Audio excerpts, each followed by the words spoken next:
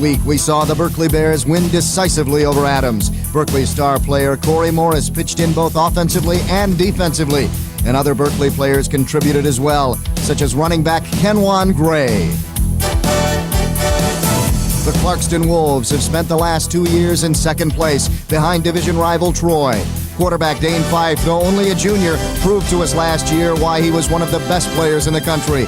Watch for Fife and running back Brad Phelan to carry the load offensively. Tonight, it's the Clarkston Wolves meeting the Berkley Bears on the TCI Sports Game of the Week.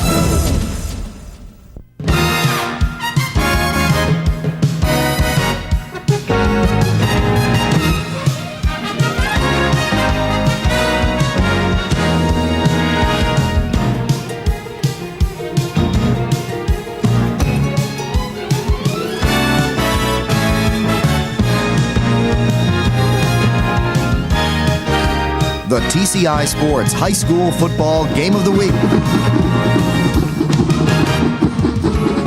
Tonight from Berkley High School, it's the Clarkston Wolves taking on the Berkley Bears. Hello again, everyone. Dave Zorin along with Joe Abramson here at Berkley High School, where, Joe, we've already seen the Berkley Bears in our first game of the season. Now they'll be taking on the Clarkston Wolves and a very tough opponent. Yeah, a little bit different than Rochester Adams in that Clarkston's more balanced, in fact, much more of a passing team. And that defense that we saw last week in Berkeley's got to step it up another notch yet. Clarkston last week came out, beat Kimball, I think it was something like 35-19, and 2 of Kimball's touchdowns were on kick returns. So that tells you that Clarkston's defense did a real good job of containing the Kimball offense. It was just special teams where they had some breakdowns. And when you talk about Clarkston, you have to talk about Dane Fife. Oh yeah, Dane Fife, the top quarterback in Oakland County, maybe the top quarterback in the state, and he's only a junior, and he's also one of the top basketball players in the state. Threw for almost 300 yards last week, 3 touchdown passes, and he's a great scrambler, and that's going to be important because when you've got a quick defense like Berkley's, they're going to be in the backfield a lot. He's going to have to free himself up, maybe take off and run. If not, just buy time and find the receiver downfield. Okay, last week we saw the Berkley Bears, and they have a very strong offense, as we saw. Not only their quarterback gaining 100 yards rushing, but they had some big help in the backfield with Gray also. Yeah, Kenwan Gray. We went into the game thinking Corey Morris would gain 100 yards. It was Kenwan Gray with about 140 yards and a couple of touchdowns.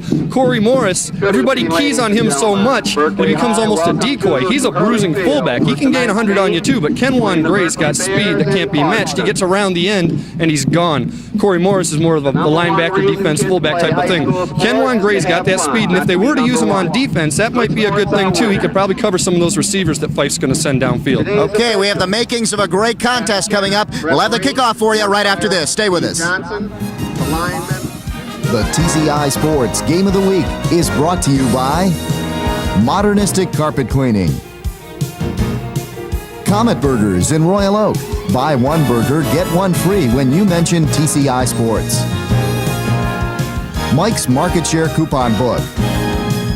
And by Bell Tire. I'm the king. Of rock and roll? No, coupons. I'm Mike Gothier. Some people call me the king of coupons because nobody brings you bigger savings than my Market Share Coupon Book. Having trouble saving money? Then do what the Tripp family does. Carry the book, Mike's Market Share Coupon Book. You'll save thousands on things you use every day, like eyeglasses, oil changes, and cleaning from companies you trust. But you can't save unless you carry the book. Remember, you'll save a king's ransom using my Market Share Coupon Book. Rumor has it, Comet Burgers is definitely the place to be seen in downtown Royal Oak. After the party, out for dinner, just looking for cold soft drinks, great burgers and fries, milkshakes or pizzas. Comet Burgers is the place to run into just about anybody. Excuse me. Thank you. Thank you very much. Even old what's-his-name. Comet Burgers, they're out of this world. When you call Modernistic, we'll show up with this. $35,000 worth of carpet and upholstery cleaning technology. Call the competition, they'll probably show up with this. Our truck-mounted equipment can professionally clean your carpets with 10 times the power of portable cleaners, removing dirt, harmful bacteria, pollens, and more. The competition can't. Of course, there is one thing the competition does that we can't. They make a lot more noise. Modernistic, count on us. I wrote a letter to TCI because of the kind service and the kindness that was given to me when we needed service. I'm a district manager for Family Dollar stores here in Detroit and Pontiac. And Being a manager, district manager over 16 stores, it's important for us to maintain good customer service day in and day out. If you don't give good service to customers, you don't maintain good service, you don't maintain a good company. And TCI, in my book, has certainly represented customer service to the nth degree.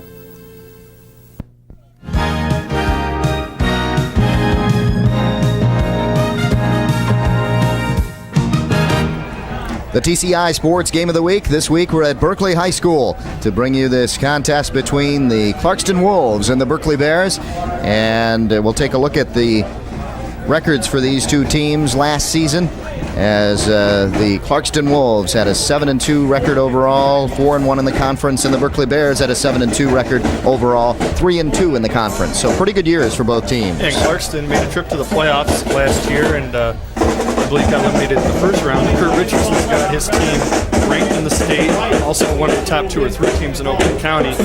And this will be a definite test for them, because this will be one of the quicker defenses they're going to face. They're going to face the bigger ones later in the year in Troy, but this is about as quick as they're ever going to see.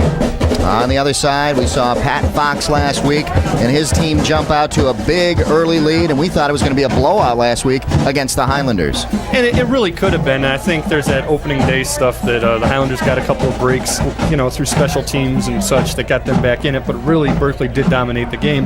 And where's the tie, Pat? Pat had a cool tie on last week in the shirt. Now he's wearing a sweatshirt. He's being a little casual. It's a little colder out this week. And here we go to kick off. It'll be Nate Kunkel for the Berkley Bears.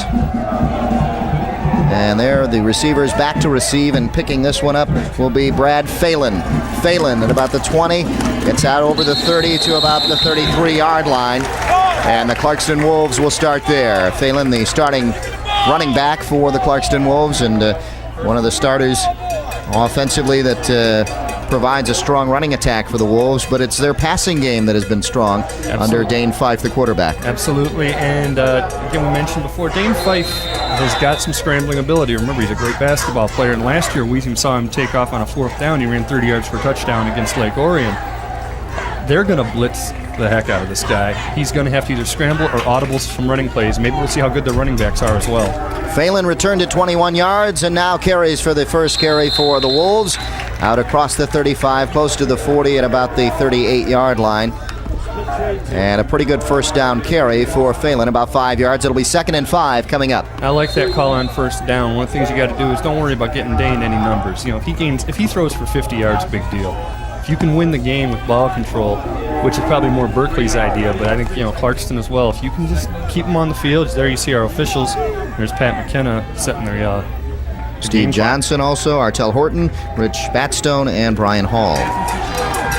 Clarkston to pass early and going to Frack for the first down on quick pattern, and Jason Frack, the receiver, the senior, 185, 5'11". He caught 2 touchdowns with 8 receptions last week. Yeah, that's his top receiver, and I think they're anticipating the blitz. That's a quick drop, quick hitch pass, nothing deep. I think Dane knows if he's going to have to sit back there and wait for guys to go 20, 30 yards downfield, he is going to have to scramble to do it, because this is a very quick defense. Again, Corey Morris is going to get into the backfield, and Pat Fox told us one thing. He said, watch out for when number 8 lines up on the end, so we can try and keep an eye out for that. Frack goes out. The receivers are the ones who shuffle in the plays for Coach Richardson. And Fife has spread the passing around, really. He's hit a lot of receivers, so there's not really one receiver that he goes to, although Frack did catch 8 last week. He has mixed it around. Frack caught 8, but he completed passes to 7 different guys last week. That's a lot for a high school team. The pitch goes back to Phelan. Phelan close to a first down, and he picks up about 8 on the carry. Good run by Phelan. Good blocking in front of him, though. And I believe that was Venigoni who got the block. It was either Vengoni or Jeff Long. It's Jeff Long, number 44 there. Got a good block on Kenwan Gray. We also talked about in the open. And again, I think Kenwan's going to have to cover whoever the fastest receiver is. And a good tackle there by Pat Hennessy, who was on his knees. The gain was about 7. It'll be 2nd and about 3 coming up now for the Wolves. It's a great passing down, 2nd down and 3. I formation. The man in motion is a trot. And overthrown his intended receiver, Frack, but also Fife got hit that time. I was about to say, Fife got hit, and it's going to happen. He's going to be on the ground anytime they can hit him, even if it's just after he throws it. And that's not roughing the passer. That's not dirty. That's just aggressive football. That ball got away from him, though. That wasn't the hit, I don't think, that caused the ball to get away. Let's take a look. Here, I don't know if Frack cut the route off or if it just got out of Dane's hands, but it's led him a little too far, a little long. Now it's 3rd and 3. Maybe you roll Dane out here because, again, he's got the scrambling ability to get the first down on his own if the receiver's not open. The Wolves hand off to the fullback. First man through, and he breaks into the backfield of the Bears out across the 34-yard line, and that's where he's down at the 34 of the Bears. So a big run there by the fullback, Jeff Long. Well, this looks, you see Jeff Long gaining a lot more than the 3 yards he needed. This game plan looks vaguely familiar to me from things I've seen a few times in the past. When a defense is so geared on stopping the quarterback, if the quarterback's willing to audible, or even if the coach just calls running plays, you're going to force them to change to just a regular defense. 13 yards on the carry by Long, and now they pitch back to Phelan. Phelan, he'll get close to a first down. 2 junior running backs for the Clarkston Wolves, so these guys will be back next year for them. And it'll be 2nd and short yardage coming up. 2nd and inches, and there's no reason to be throwing the ball. This is good play calling by the Wolves, by Coach Richardson. There you see Phelan almost getting the first down, and again, a perfect passing situation, 2nd and inches. And again, hey, if Dane Fife doesn't throw for 100 yards, who cares if you win? And that's probably the game plan right now, is let the runners do it. And they do. Go to the air. He could run. He's got an option on it, but he tends to throw, and he does to Travis Pegg, the tight end, the senior, 196.4, comes up with the first down. So they have many options when you have short 2nd and inches. Let's take a look. And again, he's a real good athlete. This guy, he can run. He could be a running back or receiver on any team if he wanted to be. He throws a little low, but this is what you want. You want a pass that can't be intercepted, get the easy first down, and if the player's not open, again, Dane could have run him for a touchdown. And yeah, he's probably not throwing for 300 yards today, but if he's a captain as a junior, we know. Good sustained drive so far, Joe. They're mixing it up, pass and run, and now Phelan takes it.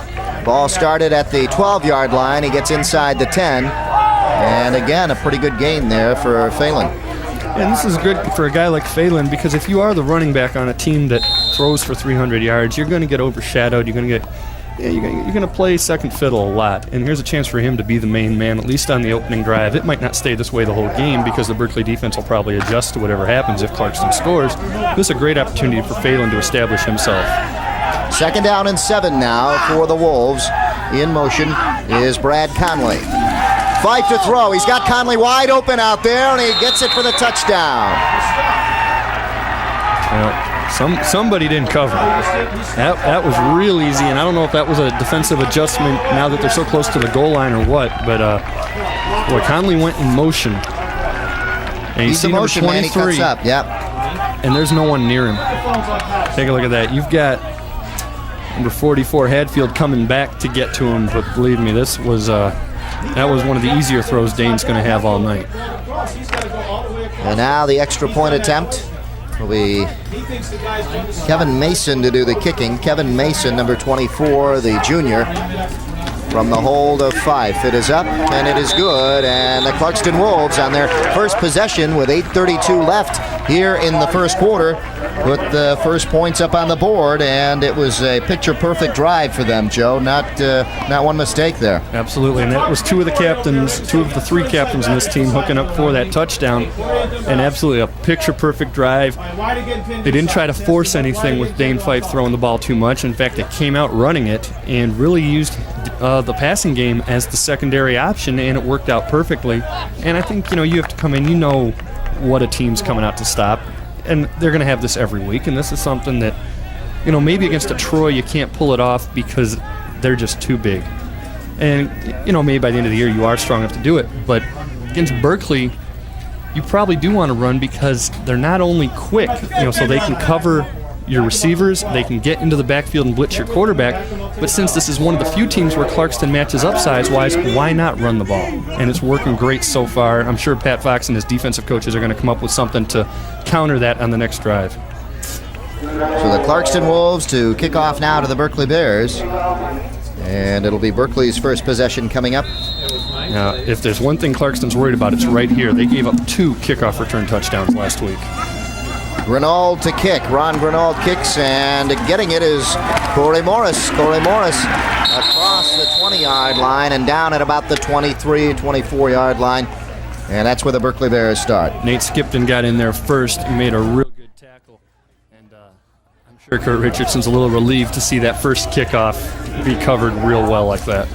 Yeah, it's got to be some concern last week when you give up 2 like that. Well, 1 may be able to get by you, but when you get 2, then you know there's a definite problem there. That time they had good coverage, and the Berkley Bears start at their 24-yard line. Handoff to Corey Morris, and they stack him up. Well, right off the bat, it's a little different than what we saw last week, though. Last week on their opening drive, Corey Morris was strictly a decoy, except for when they got to the 1-yard line. But as far as, first and 10, he was a decoy. It was Kenwan Gray. It was quarterback. It was everything else. They want ball control. They want to take 8 minutes off the clock, 9 minutes off the clock with every drive. Because as Pat Fox said, stating the obvious, Dane Fife's not real good from the bench. Sit him down. Keep the ball. Keep him off the field. The quarterback, Jeremy Wallstead, who had over 100 yards rushing last week against the Highlanders. Wallstead handing off to Kenwan Gray. Gray almost broke it outside and was tripped up down there by an arm reaching out. A good block down there by the Bears, but just reaching out, Joe, as you'll see, was the defensive end out there. And this is the same play we saw him score his first touchdown last week against Adams with, and that time it was number 44, Jeff Long. Yeah. Jeff Long made a couple of nice blocks as a fullback on the offensive side on the opening drive, making a good play there defensively, putting Berkley into what for most teams is a passing down, but last week we saw even on 3rd and 15 they can run for the first down. So Long came across as the middle linebacker to make that play across the field. It'll be Wallstead to throw. He's got his man. Corey Morris breaks it outside. Corey Morris down the sideline, and they won't catch him. The Berkley Bears strike quickly and come right back to Corey Morris. So much for ball control. Wow. And again, though, Corey Morris not being the decoy on the opening drive that he was last week. Good decision by Wallstead. He also had number 27.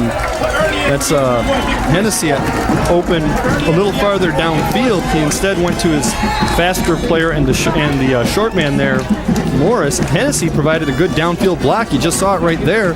He was off to the races. No one's going to catch him. He's not only big and strong, he is very fast, folks. Well, Wallstead, not a very long pass, but hey, just get it in the hands of that guy, Corey Morris, and he'll do the rest. Yeah, but he gets 74 yards in passing for it. That's right. Nate Kunkel in for the extra point. It is no good. And the Berkley Bears trail by 1 after the extra point attempt. Well, now, I don't think you worry about that just yet, because there are 2-point conversions, and you might even get in block 1 on Clarkston later. And that, we saw last week, that's not normal for Kunkel. He did a real good job last week of kicking extra points, and even showed a little bit of distance on one of those long field goal attempts that just went a little bit wide left. Now we'll see if their defense has changed anything on this next drive, and we'll see if Clarkston's going to continue to they were kind of using Dane Fife as the decoy. Maybe we'll see if he comes out and throws a little more this time. If I'm Clarkston, I wouldn't change anything. So we've seen 2 passing touchdowns here, and there we see Jim Evans down there, Joe. So everybody's here. Everybody's here. Jim Evans. I think Will Pickham somewhere near him, but we don't know what Will looks like. Nobody does. That Cosmo guy's here too. Here's the drive. 3 plays, 76 yards, 137 off the clock, 74 yards on the touchdown reception by Morris. And Jim Evans, of course, our buddy at the Daily Tribune in Royal Oak, and we also see Tom Markowski and Wayne Wilson. This is a big media event. Thursday night football. Yeah, I know you're watching on a Saturday or Monday, but it's Thursday for us. It's Thursday night, and we're here, and what a game it's been so far. Back there to receive it was Grenold. Ron Grenold brings it up, and he's still on his feet out across the 30.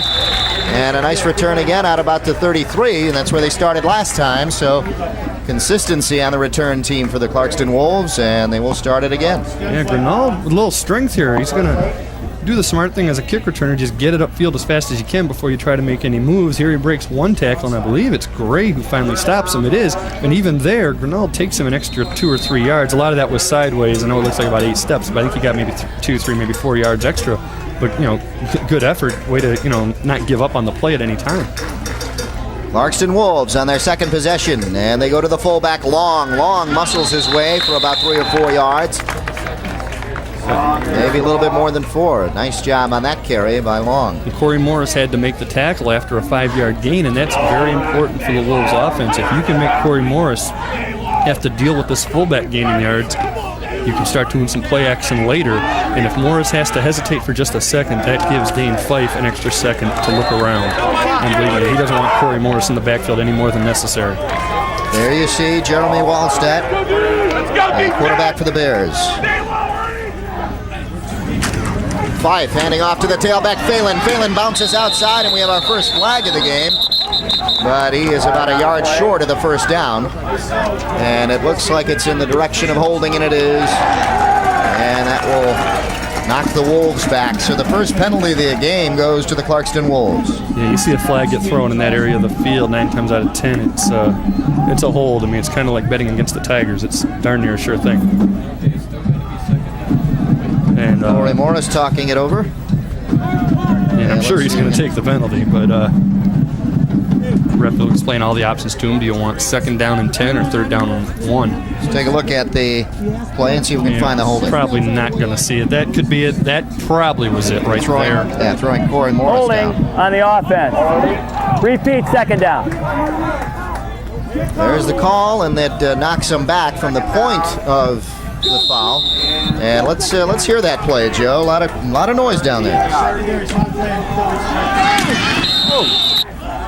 Big boom at the end when Phelan went down. That was Greg Hadfield doing that to him. 2nd and 12. Fife rolling out. Has some room in front of him. Goes downfield. Covered well down there. And actually, you saw number 23, the intended receiver, Conley, turn into a defensive player at that point, just trying to knock the ball down. And Hennessy almost picked it off. And there's something we kind of alluded to earlier. Don't force it. He doesn't need, he's confident in his abilities and everything.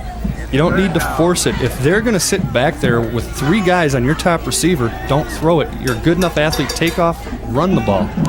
He could have taken off for maybe about 10 yards. I've seen quarterbacks who couldn't run to save their lives gain yards against defenses that blitz too much. And you see the wind blowing across the field, maybe towards the south from left to right. It's Long taking it outside for the first down and more. Breaking into the backfield, Corey Morris will knock him out of bounds at about the 35. Once again, Jeff Long with a great run, and you're making Corey Morris have to think more about the fullback than the quarterback. And on that situation, play action works in reverse. Take a look here. Watch where the defense goes. They all went with Dane Fife. They thought that was just a very slipshod fake. It was a flat handoff. And Corey Morris, I think, followed Dane Fife for just a step, but he's so quick he was able to come back and get him, and not until he got the first down. Great call by Clarkston, and again, that's what I think you got to see more of from the Wolves. Gain of about 35 yards, and they're at the 35. Come on, let's go! Come on, Nick! 1st and 10 from the Bears territory on the 35. Fife flicks it over. Pro set.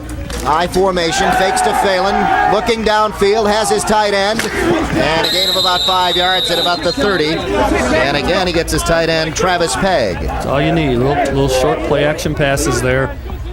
This might not be what he's used to doing. We saw last year with Silk and against certain other teams where Fife would send it downfield. Let's hear some more crunches down on the field.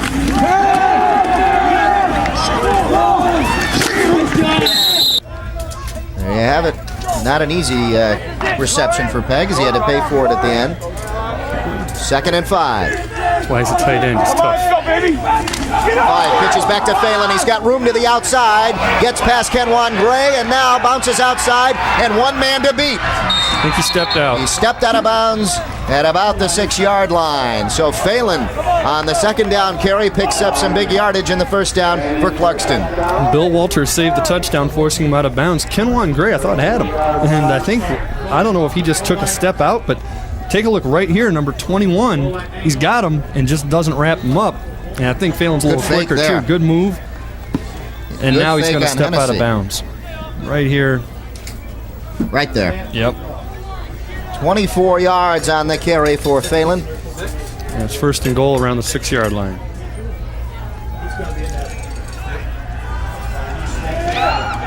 First and goal for the 6 for the Wolves. They stack up with a power I, and Phelan goes that way. There's a power I left, and that's where they went, behind the blocking. And they get inside the 5. Yeah, just keep powering it in. It's working. Let's take a look. Power I. You'll see the 2 fullbacks go first. You'll follow long. And finally down inside the 5 at about the 3-yard line. Pat Fox talking to Kenwan Gray as he walks to the bench. And there, Phelan going out now. Phelan has his torn jersey Maybe there. that's why he got away from Kenwan Gray. Yeah. Maybe Gray might actually had him and just tore his jersey. Those tearaways are not legal, so he actually ripped it. Second and goal. It's Long on the carry, and he gets in for the touchdown. Jeff Long gets in for the touchdown, and the Clarkston Wolves add to their lead. Well, we thought ball control was going to be Berkley's deal, but they scored on the 74-yard passing play, and it's Clarkston with all the ball control, and it's working. Both teams offensively are getting things done. When you take a look at this touchdown, that's just, again, Long having a great game. Both running backs for Clarkston are really the stories of this game, but it is comparable to last week with Kenwan Gray, where it was the deception of Corey Morris being enough to free him up. That's what Dane Fife is providing for these guys. And the extra point attempt is up, and it is good, and the Clarkston Wolves make it another 7. And the score 14-6 in favor of the Wolves. And right now, I think if you're Clarkston, you don't change anything what you're doing offensively. But, Berkley, same thing. Yeah. They had just a real quick drive, and Corey Morris taking off on that little out pass there. But, again, here's another chance with Clarkston vulnerable to those kick returns, having to kick off again. Maybe, Berkley with the speed that they've got with Gray and Morris, see what they can do on this return. Clarkston Wolves chewing up the clock in 2 good drives, Joe. Absolutely. Again, ball control, which you just wouldn't have expected out of them. If you'd have told me before the game somebody was going to score on a 3-play drive and another team would score 2 touchdowns on a grinded-out ball control drives, it wouldn't have been the way it's gone. It would be in reverse. Again, 8 plays, 66 yards. That's, when you've got the kind of passing attack that you hear about. Yeah, and pretty good. Only 2:05 off the clock, 3-yard run. A couple plays go out of bounds will do that for you, too, though. Yeah. The kick by Grenold. Taken there by Corey Morris. Sees some room and takes off near the 40. Oh, I thought he was gone. Corey Morris saw a little bit of daylight and then just turned on the burners. Oh, I thought he was gone. He just wasn't able to get into that last gear, but still got them real good field position at about the 39, 40-yard line. And let's see if Berkley can get that ball control this time that they wanted before. I still think that in the long run, they do need a ball control type of drive. You don't want your defense out there all day dealing with this. You want to give them a rest, even though it's a lot of the same guys. Let them do the blocking instead of the hitting for a change. Last time they started at the 23. Now they're at the 39, so good field position for the Bears. Some room to work for Jeremy Wallstead. He rolls out, and he is pressured. Now takes it up, and you hear Pat Fox on the sideline saying he was out of bounds, and the Clarkston Wolves hit him. It was number 62 for the Wolves, Michael Underwood, out there getting Jeremy Wallstead when he was out of bounds. And there, Pat Fox talking it over. And the official explained to him he didn't think, it was probably, officials' mind some momentum. You see a good job, I think, by their one of their blockers, number 58, who for some reason is not on the roster, but does a good job of not blocking there. He would have gotten, I think, a clip or something from behind.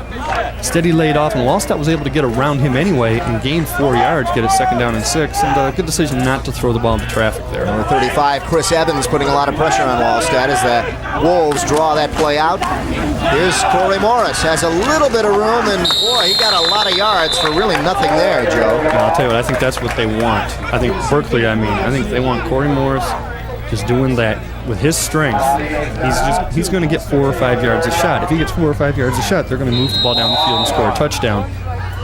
He just puts his head down and goes forward, and it's 3rd and about 1.5 yards here. When you're in a game like this and you're winning, you can go ahead and do things that aren't normal, like Clarkston making Dane Fife hand off. When you're losing, you go to your horse. If Clarkston falls behind, they got to have Fife throw. 3rd and about 2, just shy of 2. Wallstead handing off. Corey Morris, first down and more, into the backfield. And finally, it took about 3 guys to get him down. But getting there quickly was Hines, number 25, for Clarkston. And again, this is a different Corey Morris offensively than we saw last week against Adams. Last week it was Kenwan Gray. This week it's Corey Morris, and he's stepping it up for Clarkston, and they're gaining extra yards again after he's wrapped up, getting a couple extra yards. It's good effort, and looking like he's a little bit more interested in playing offense than he is in playing defense today, and he's doing a good job on defense too. 12 yards on the carry. Berkley Bears on the move now. Kenwan Gray on the end around. We saw him do it last time. And he gains a bunch of yardage here, gain of about 7 or 8 yards, and Gray upset. He thought he could have broken that one. Yeah, I think he was probably a step away. There's something where he made a good decision. Last week there was a time when he cut it upfield where I thought he made a bad decision because I think he could have beaten the guy that he was running against. In this case, it's probably a good idea to cut it upfield because there was some quickness there with those D-backs from Clarkston, and he almost got another first down. Now here's, again, great passing down, 2nd and 2, but Berkley's not the passing team that Clarkston is. See what they do.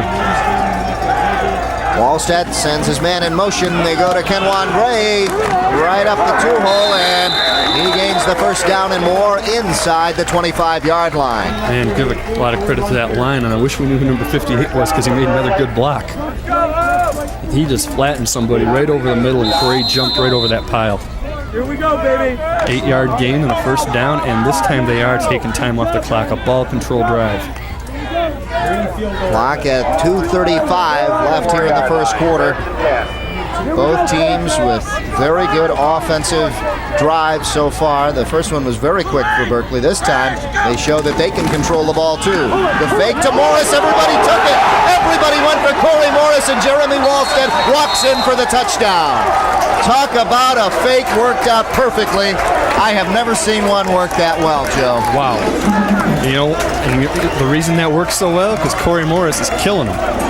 Every time Corey Morris gains the ball, he's getting 6, 7, 8 yards, and you've got to follow. You know, you can't ignore this. Take a look there. Boy, did that look like he had the ball or what? Everybody is in there. Everybody. Look at. Did you see the hand? There is nobody in front of Wallstead. I just looked at that and thought Corey Morris had the ball in his hands. Well, everybody was watching from the big pileup and hoping Morris would come out of it, but Jeremy Wallstead with a perfect fake. Now they got to go for 2 They're going to go for 2 to try to get that extra point back. Wallstead takes it himself. Flag down, and he dives in for 2 points on the conversion. Now, thrown in the backfield, it could be an illegal shift. It is. Yep, it is. And they've got an injured player, and boy, the officials were real quick to holler at the Berkley bench to get someone out there. Jeremy Wallstead scores, but there is a problem right now for the Berkley Bears. One of their linemen is down, and Pat Fox was just saying that he had one of his linemen back. Boy, those officials were so quick in calling for the coaches and trainers to get out there, you kind of have to worry a little bit about this one. Well, let's take a look at the touchdown and watch this one. Right. Look at this, right Slow in down, his right? gut. Stop right here. Now, go real slow. Tell me he doesn't have the ball. That's perfect. Corey Morris has the ball right there. I mean, he's got it. That is perfect. That is how you diagram That's incredible. a picture-perfect play. Everybody going for it. Look at 5-yard penalty. Illegal shift. Illegal shift. We'll replay for the 5-yard penalty and the extra point. Well, once they get the injured player off the field. So we'll see a change of strategy. Will they go for the 2, or will they go for just the 1 and possibly go for the 2 later? Well, I think you still go for the 2, and there's a scoring drive and another 6 plays, 60 yards. That's 10 plays, obviously. A play, 10 yards a play, but that's ball control. That's not any of that, 80-yard plays or anything like that. And there's nothing wrong with scoring on an 80-play drive. What they don't want is 3 and out with a punt. But that's the kind of offensive drive that they want to have all night. Okay, with this pause in the action, the score, Berkley 12 and the Clarkston Wolves up by 2, 14. We'll be back with more first quarter action after this. Stay with us.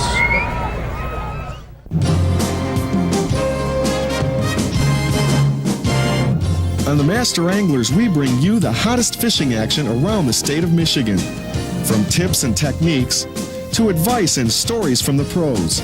The Master Anglers gives you the info you need to catch the big ones. Plus, it's just plain fun. That's the Master Anglers, Thursday nights at 8 on TCI Channel 63.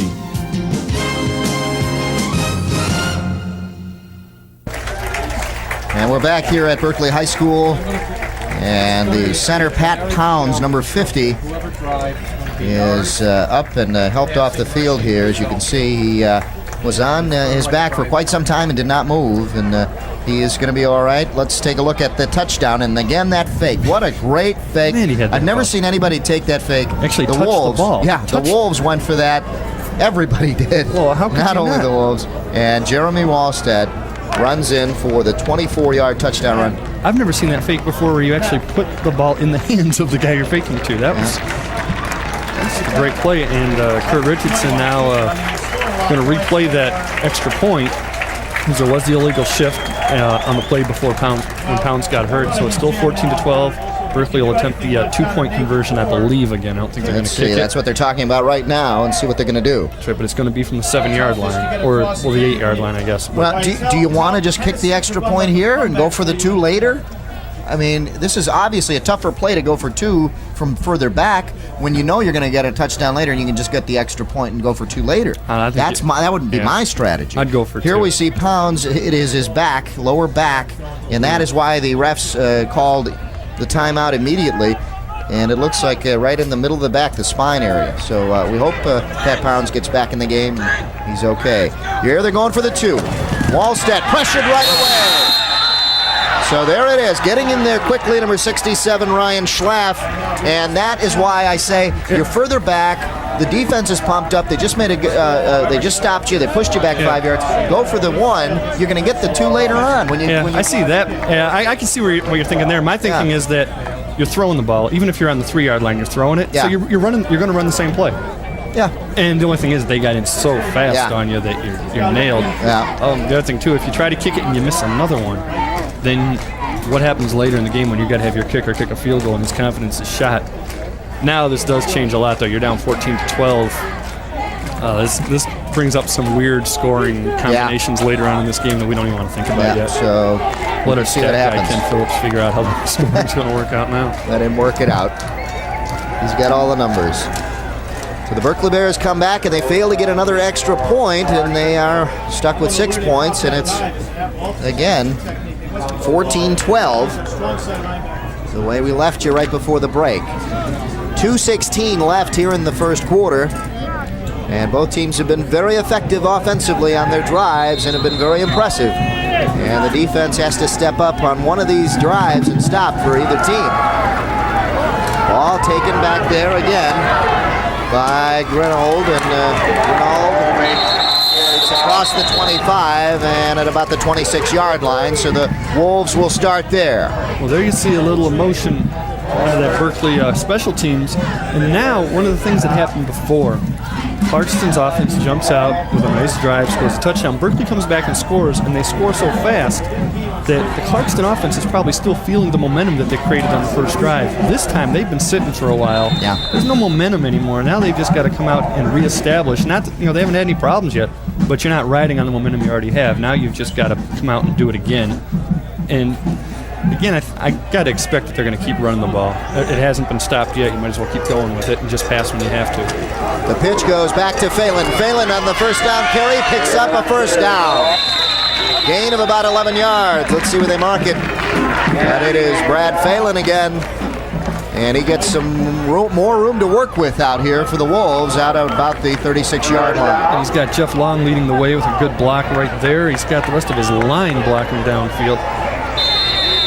They're blocking in part of Clarkston. Every player has been excellent. Now you see Pat Pound still. I don't know if that's ice or heat, but something on his back that they're going to try and get everything loosened up. Well, I don't think you come back in the game with a back injury unless you're sure. Yeah. Five handing off to Phelan again. He bounces it outside, tries to cut up, but tripped up there by Corey Morris. Good play by Morris. And again, not to overstate it, but this is really going to neutralize Corey Morris as a pass rusher. The more effective this running game becomes, the more able Dane Fife's going to be, if needed, to put together a passing attack if they have to come from behind late in the game.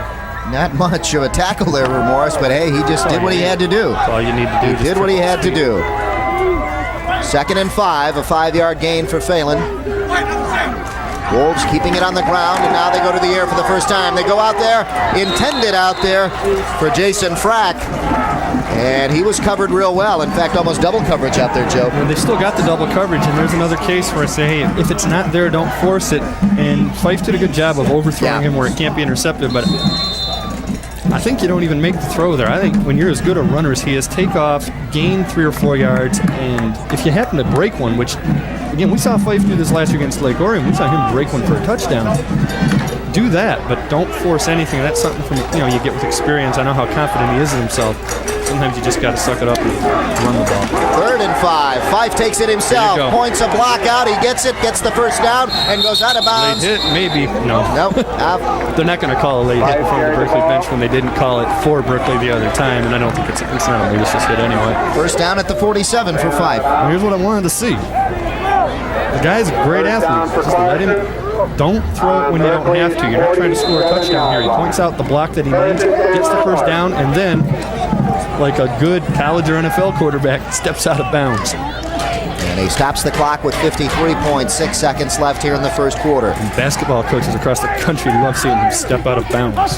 Don't get hit. They tried in motion, and we have a whistle there. Yeah, one of Clarkston's linemen took off at a half count early.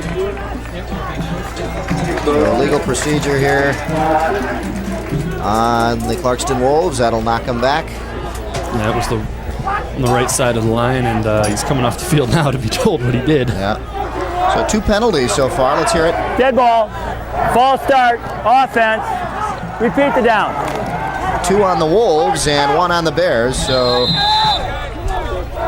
penalties not really making any difference so far.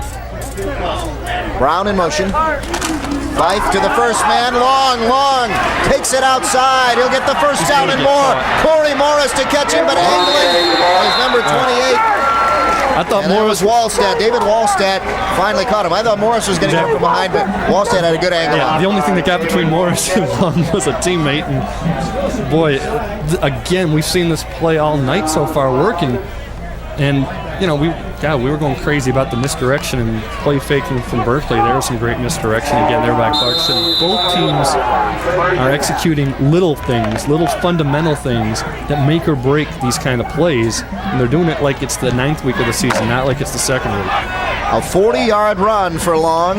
There you see 5 carries for 95 yards already for the fullback. It's Long. And who would have thought that? It's Long and Phelan, and Fife is just a supporting player right now. Here's Phelan.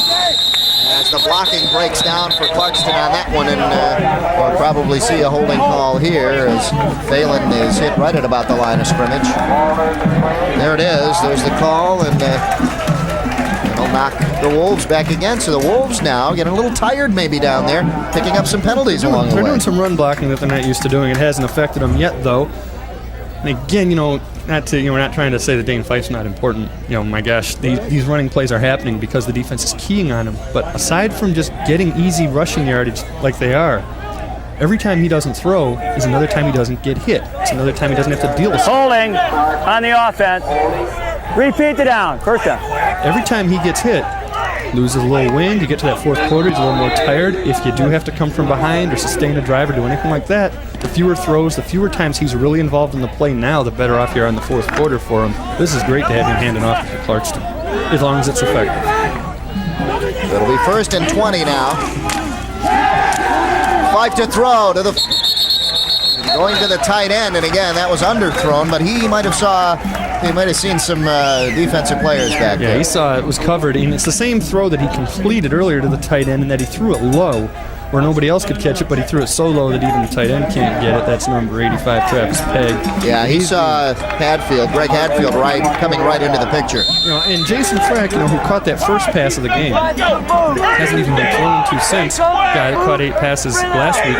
He went downfield, into the end zone and was double covered. That time, Fife did a good job of not forcing anything. We've got 2nd and 19.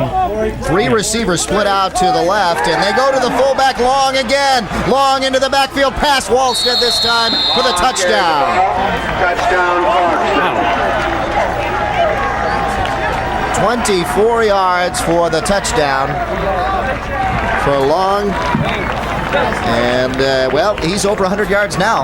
Wow. What quarter are we in? We are in the first, and He's we over have 100 yards. 17 seconds left.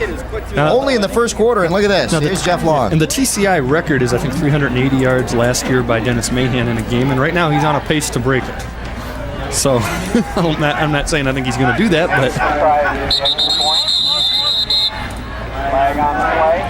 Flag on the play now in the extra point attempt. we're having problems on these extra points. Yeah. And the Wolves are having problems right now. Procedure again. False start on the offense. Repeat. And they will attempt Wait, the extra point again here. if you're scouting Clarkston right now and you have to play them in the next couple weeks, what are you going to do? What are you going to focus on? Kevin Mason, his extra point is good. A little further out after the hold there from Dane Fife, and it is now 21-12 with 17 seconds left on the clock here in the first quarter. Let's go down and hear this touchdown and hear how it sounds down on the field. Long had 64 yards on this touchdown drive, and here's the end of the touchdown drive. Again, a little misdirection. Has to beat one man to the outside, and he's gone. That's how it sounds from up here, I should say. He's had a pretty good career this quarter. Yes, excellent career. As a fullback, you don't get too many 100-yard games. 9 plays, 74 yards, 2 minutes off the clock, and capped off by the 24-yard run by Jeff Long. You know, and I'd said going into that drive that the momentum from the first two wasn't quite there the way it was earlier because they did have to sit on the bench for a long time. It obviously didn't affect their offense at all. And they didn't have to force anything. They had 2nd and 19. They didn't panic. Scores a touchdown on 2nd down and 19. They didn't force any bad throws there. The kick is a little short at the 15, taken there by Corey Morris. Morris cutting away from the block and then cut back through the blockers, and one man to beat. And the Clarkston Wolves are happy to have Brad Conley back there to get him out of bounds. But great field position for the Bears as they get the ball at about the 44-yard line of Clarkston. Let's take a look at Morris. Morris will come back away from the blocks and then cut back in. Watch. Yeah, he sees the hole right here, and I think right here he thinks he's gone, and he just doesn't have the angle on Conley. Conley, who scored the first touchdown of the game, makes an equally big play on special teams there, preventing a Berkley touchdown. But that is the Clarkston special teams that was susceptible to the return last week, and now Berkley's got the ball in Clarkston territory already. And we're still in the first quarter, folks. 7 seconds left. This will be the last play. Walston takes it himself. Wanted to pitch, and does. He finally gets it off, and it turns out to be a nice gain, but now we see a penalty flag after the tackle on the carry. It was David Wallstedt, so Jeremy pitching out to his brother at the last second. Well, and they had that kind of communication like they've been doing it since they were 2 years old there on that pitch. You wonder where the pitch was, but he did pitch back, but... I want to know, was he down? Yeah, Where let's was take his a look. knee? No flag. No flag. No flag. They wave it off. Yeah, I doubt there was any, I didn't know what they were Take flagging. a look at where the pitch was. Now, did he pitch forward or back? Well, you know I think what? it was parallel. It doesn't matter. He's behind the line of scrimmage. And no. Oh, that's a good play. Good play. But you know what? Even if he passes it forward, he's behind the That's line right. of scrimmage. He can It's a still do pass. that. It's a shuttle pass. That's what I kept watching was Right. he crossing the line of scrimmage, and he never did. Okay. So it's a forward pass. Pat Fox happy with that. And that will end the first quarter of play here at Berkley High School. As we head into the second quarter, the score 21-12 in favor of the Clarkston Wolves. But here come the Berkley Bears again, folks. And we'll be right back with second quarter action after this. When you call Modernistic, we'll show up with this: $35,000 worth of carpet and upholstery cleaning technology. Call the competition, they'll probably show up with this. Our truck-mounted equipment can professionally clean your carpets with 10 times the power of portable cleaners, removing dirt, harmful bacteria, pollens, and more. The competition can! Of course, there is one thing the competition does that we can't. They make a lot more noise! Modernistic, count on us! The Clarkston Wolves lead 21-12 over the Berkley Bears, ready to start the second quarter. And the Berkley Bears have the ball in pretty good field position now. It'll be second and about 5 coming up. Corey Morris, 3 returns for 77 yards, and that last one really sprung him. Oh, he's doing a little bit of everything. He's got pass reception for a 74-yard touchdown. Tackles. He's got a lot of rushing. He's got a lot of tackles. He's made a couple of blocks on some other guys' runs. Well, we saw him last week, and he was out for the coin toss, did a good job. That's right, all by himself. Normally, you see that's leadership. A few guys out there. He said, "I'll take myself, guys." Here we go. Second down. And 5 for the Berkley Bears. Ball at about the 38-yard line. Ball taken by Kenwan Gray, and he's brought down by number 44, Jeff Long, and almost a late hit in there for the Wolves. Good pursuit, and I was going to bring that up. And again, we've got a guy who's not on our roster, number 25, but it's almost a late hit, but it's not a late hit. And take a look at it. What it does, though, we're talking about a little extra hit on Dane Fife here and there, a little extra hit on Kenwan Gray here and there. Start feeling those by the end of the game. Goes that up in the fourth quarter, and that's not late because he's not on the ground yet. He rolled over the defender, and that's a legal hit, but that adds up as the game goes on. Well, they string him out. It'll be third and about 4 now. In motion, Kenwan Gray. They go to Corey Morris, and Morris is going to be short of the first down. Forward progress was up a little bit. I think he spun back, but it's going to get 4th and I think 1, maybe a yard and a half. And I think you'd go for this, I would say. There's Morris, puts his head down, trying to go forward, and a good defensive play down there by the Wolves to stop him a yard short. So 4th and 1 as we... Now, do you go to the horse here, or do you use him as a decoy? They do have a quarterback who can run. I go with Morris. I go with Morris. Let's see what they do. Kenwan Gray in motion. They go with Morris. He picks up the first down. Just shy of the 30-yard line at about the 31. Say, if a guy that big and strong can't gain the yard, you're not gaining the yard. Yep. So Corey Morris with a big run here. And the beauty of that is blocking hole, too. That Wallstedt's already proven that he's got the play action in him, so that you can't totally keep Corey Morris on that play. It's just enough to give him a little bit of freedom there. Wallstedt takes it himself. Pitch back to Kenwan Gray, but they're on the short side of the field. He just ran out of territory. Yeah, that was the George Perlis offense right there. That never works. Run to the short side of the field. Flag on the play, and it's holding on the Bears. So the Bears now. You know what happens when you run the George Perlis offense? What's that? You end up running out of town. He ran out of real estate there. There was no room to pitch. But that's going to come back. That'll knock him back from the point of the infraction. Actually, I think George Perlis' offense is an oxymoron. There is no offense. Holding on the offense. Repeat first down. Let's take a look at the Berkley Bears, see if we can find the holding. There's a lot of bodies down there. Well, the flag came way back here somewhere. Yeah. I don't think it affected the play. You saw the flag come flying in right there. And there's no way we could have seen it from there. Handoff goes to Kenwan Gray, the second back through. And he gets close to getting that yardage back, but not enough. Well, it'll be second and long again, second and about 15. They use Corey Morris as the decoy. And let's not forget, Kenwan Gray gained 140 yards last week. He was the offensive star of that game. And actually, Morris was the third guy. Wallstedt was the second best offensive guy on that team last week. Morris dominated defensively. Keep going to Kenwan Gray when you can. Now you've got second down and a real long way to go. Second and 15.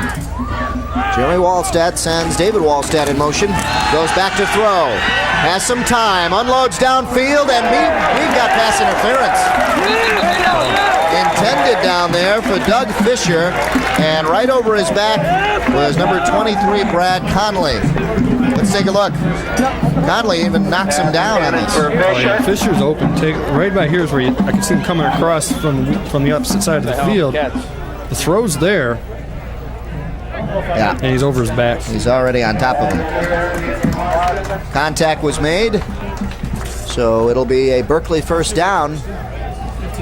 And the Bears will take this. So the penalty's starting to pile up now for the Wolves. Even though they lead 21-12, they are starting to look a little bit sloppy. Okay, bring up the penalty flag, and I can tell you that it is 15. Now, well, they'll take it. I think you get an automatic first down on this. It's 15 yards from the line of scrimmage. They go from the line of scrimmage, and they'll give them a first down. It may not even be past the yardage that they needed for the first. Oh, it was. As it turns out, Defensive pass interference. First down. Let's see. I don't know if it's an automatic first down. No? I think it's not, but I think he got, well, we don't know, but it didn't matter. As it turns out, the penalty yardage yeah, gave but the yardage he got it, so I guess we still don't know. We'll have to call Lyle Sanderson this week. 8:44 left in the second quarter. So we refer to Lyle Sanderson. He is the officials' head of the referees here in the state. Jay Richardson, no relation to the coach. Good play. I don't know if Kenwan Gray was even looking for the pitch. I thought he thought Jeremy Wallstead was down. Take a look.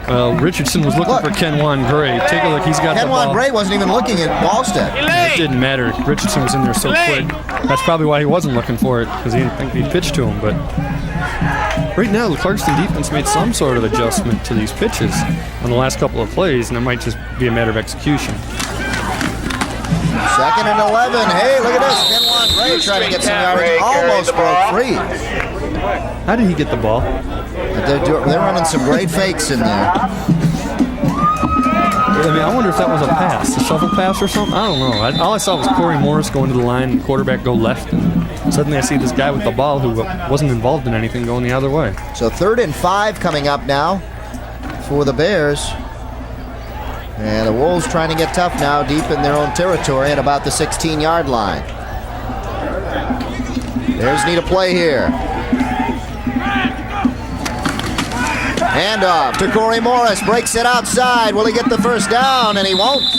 He's going to be short a yard or two. And they've already gone for it once. Why not do it again? This guy can get it. That's the first time in 2 games, I think, that we've seen them run Corey Morris around in. Everything's been through the gut. It's a little different. Now they're going to call a Gray timeout. usually gets it. Timeout called by Jeremy Wallstead. Timeout with 7:05 left on the clock. Tell you, I got to think, though, last week I think they were going to Kenwan Gray because he was kind of feeling it offensively, and I don't think Corey Morris was. And I kind of get the feeling it's the exact opposite today. I don't think Kenwan Gray is into it offensively as much as he was, and Corey Morris definitely is. It's nice to have that option, too, to have 2 big, strong backs like that. Absolutely. Next week, it'll be the Rochester Falcons taking on the Lake Orion Dragons. That'll be Saturday and Monday at 8 p.m. right here on TCI 63. They got a nice press box in Lake Orion. 4th down and 3 coming up. Oh, up there in Lake Orion? Oh, is it nice? Oh, that'll be nice. We've been there. It's been a while since we've been up there. Oh, you didn't? Last year. You weren't at the game. Yeah. You did it. It was great. Against Clarkston. It was the last week of the season, regular season. 4th and 3 coming up. You can see us here in our press box. This is a pretty nice press box. This is pretty nice, too. It is well lit, and we can see our papers. Some press boxes keep the lights off. Yeah.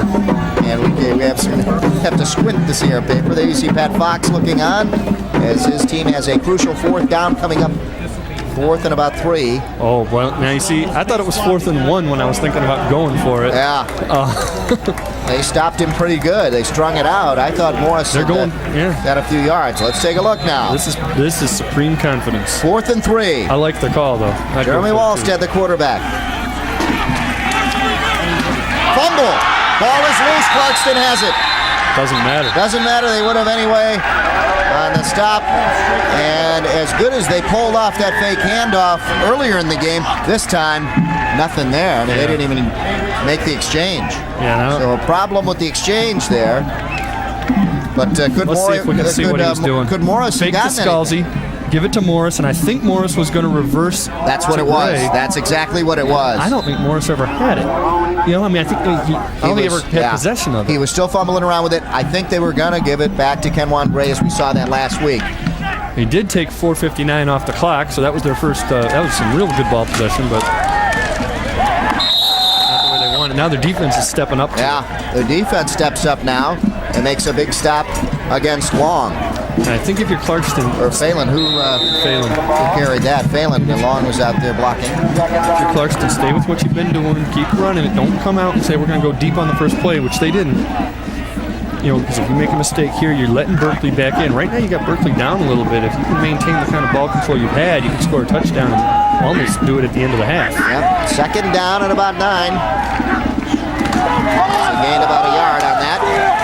Phelan bounces outside. Phelan close to a first down. He'll be about a yard or 2 short.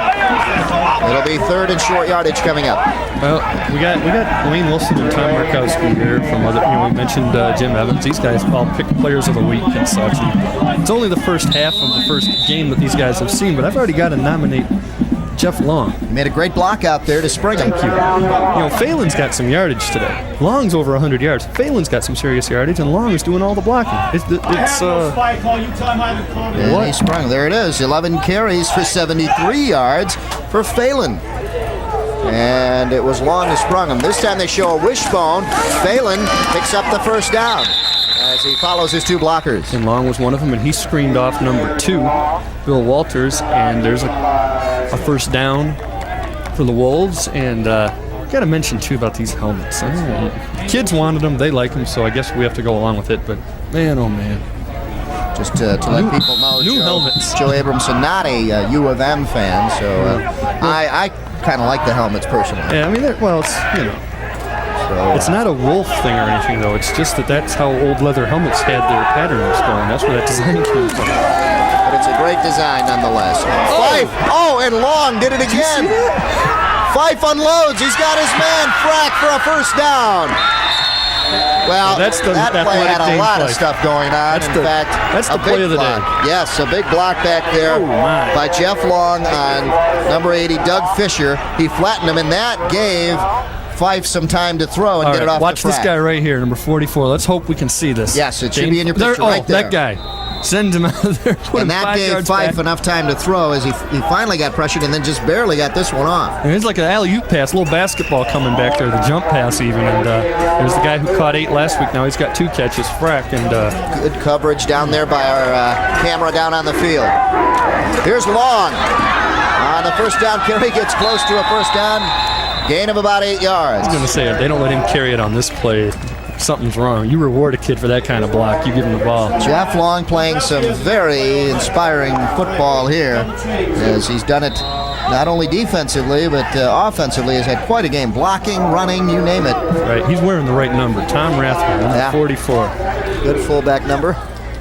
4:30 counting down here in the second quarter, and it was a big defensive stance by the Wolves deep in their own territory to stop the Berkley Bears. That has given them the ball back, and now they're in Berkley territory and eating up the clock. Fife handing off to Phelan. Phelan almost tackled in the backfield, but he picks up the first down and finally driven out of bounds by Dave Wallstad. They started this drive back around their 10-yard line, 10 or 15. Yeah, about the 15-yard line. They're up to the 38 already with a first down. They've taken 2 minutes off the clock already. There's 4:10 left in the half, and what I was talking about before, they can possibly score a touchdown and give Berkley hardly any time to come back. 2 receivers split, I formation in the backfield for Dane Fife. 1st and 10. Fife sends Connolly in motion. Hand off to Phelan. The tailback dives forward for maybe 4 or 5 yards.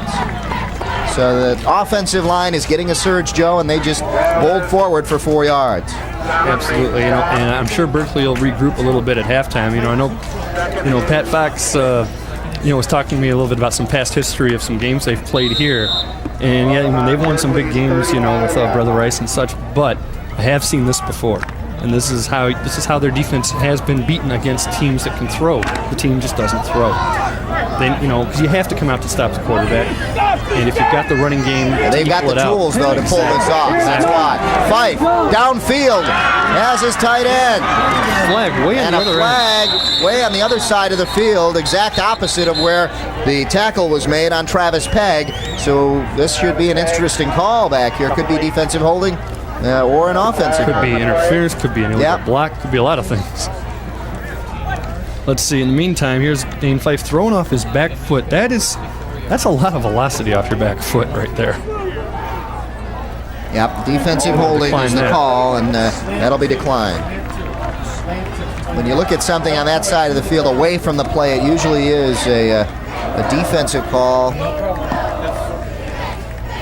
against the defense. So now, Fife's decision, does he want it where it is right now or where they're going to give it to him? So they will take it right there. The numbers are good. Let's hear it. Holding on the defense, decline. It's declined. First down. First down for the Clarkston Wolves, ball at the 21-yard line.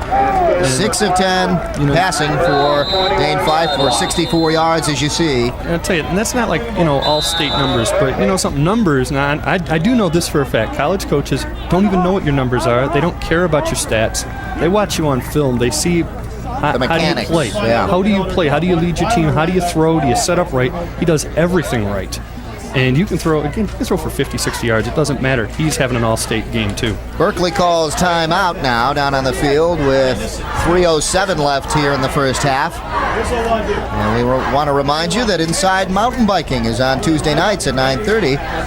Take a look at Inside Mountain Biking, the only local sports show that focuses on the growing sport of mountain biking. Inside Mountain Biking features riding tips, competitor interviews, new product information, where to ride, and much more. Watch Inside Mountain Biking Tuesday at 9:30 right here on TCI 63. And you know who's on that show?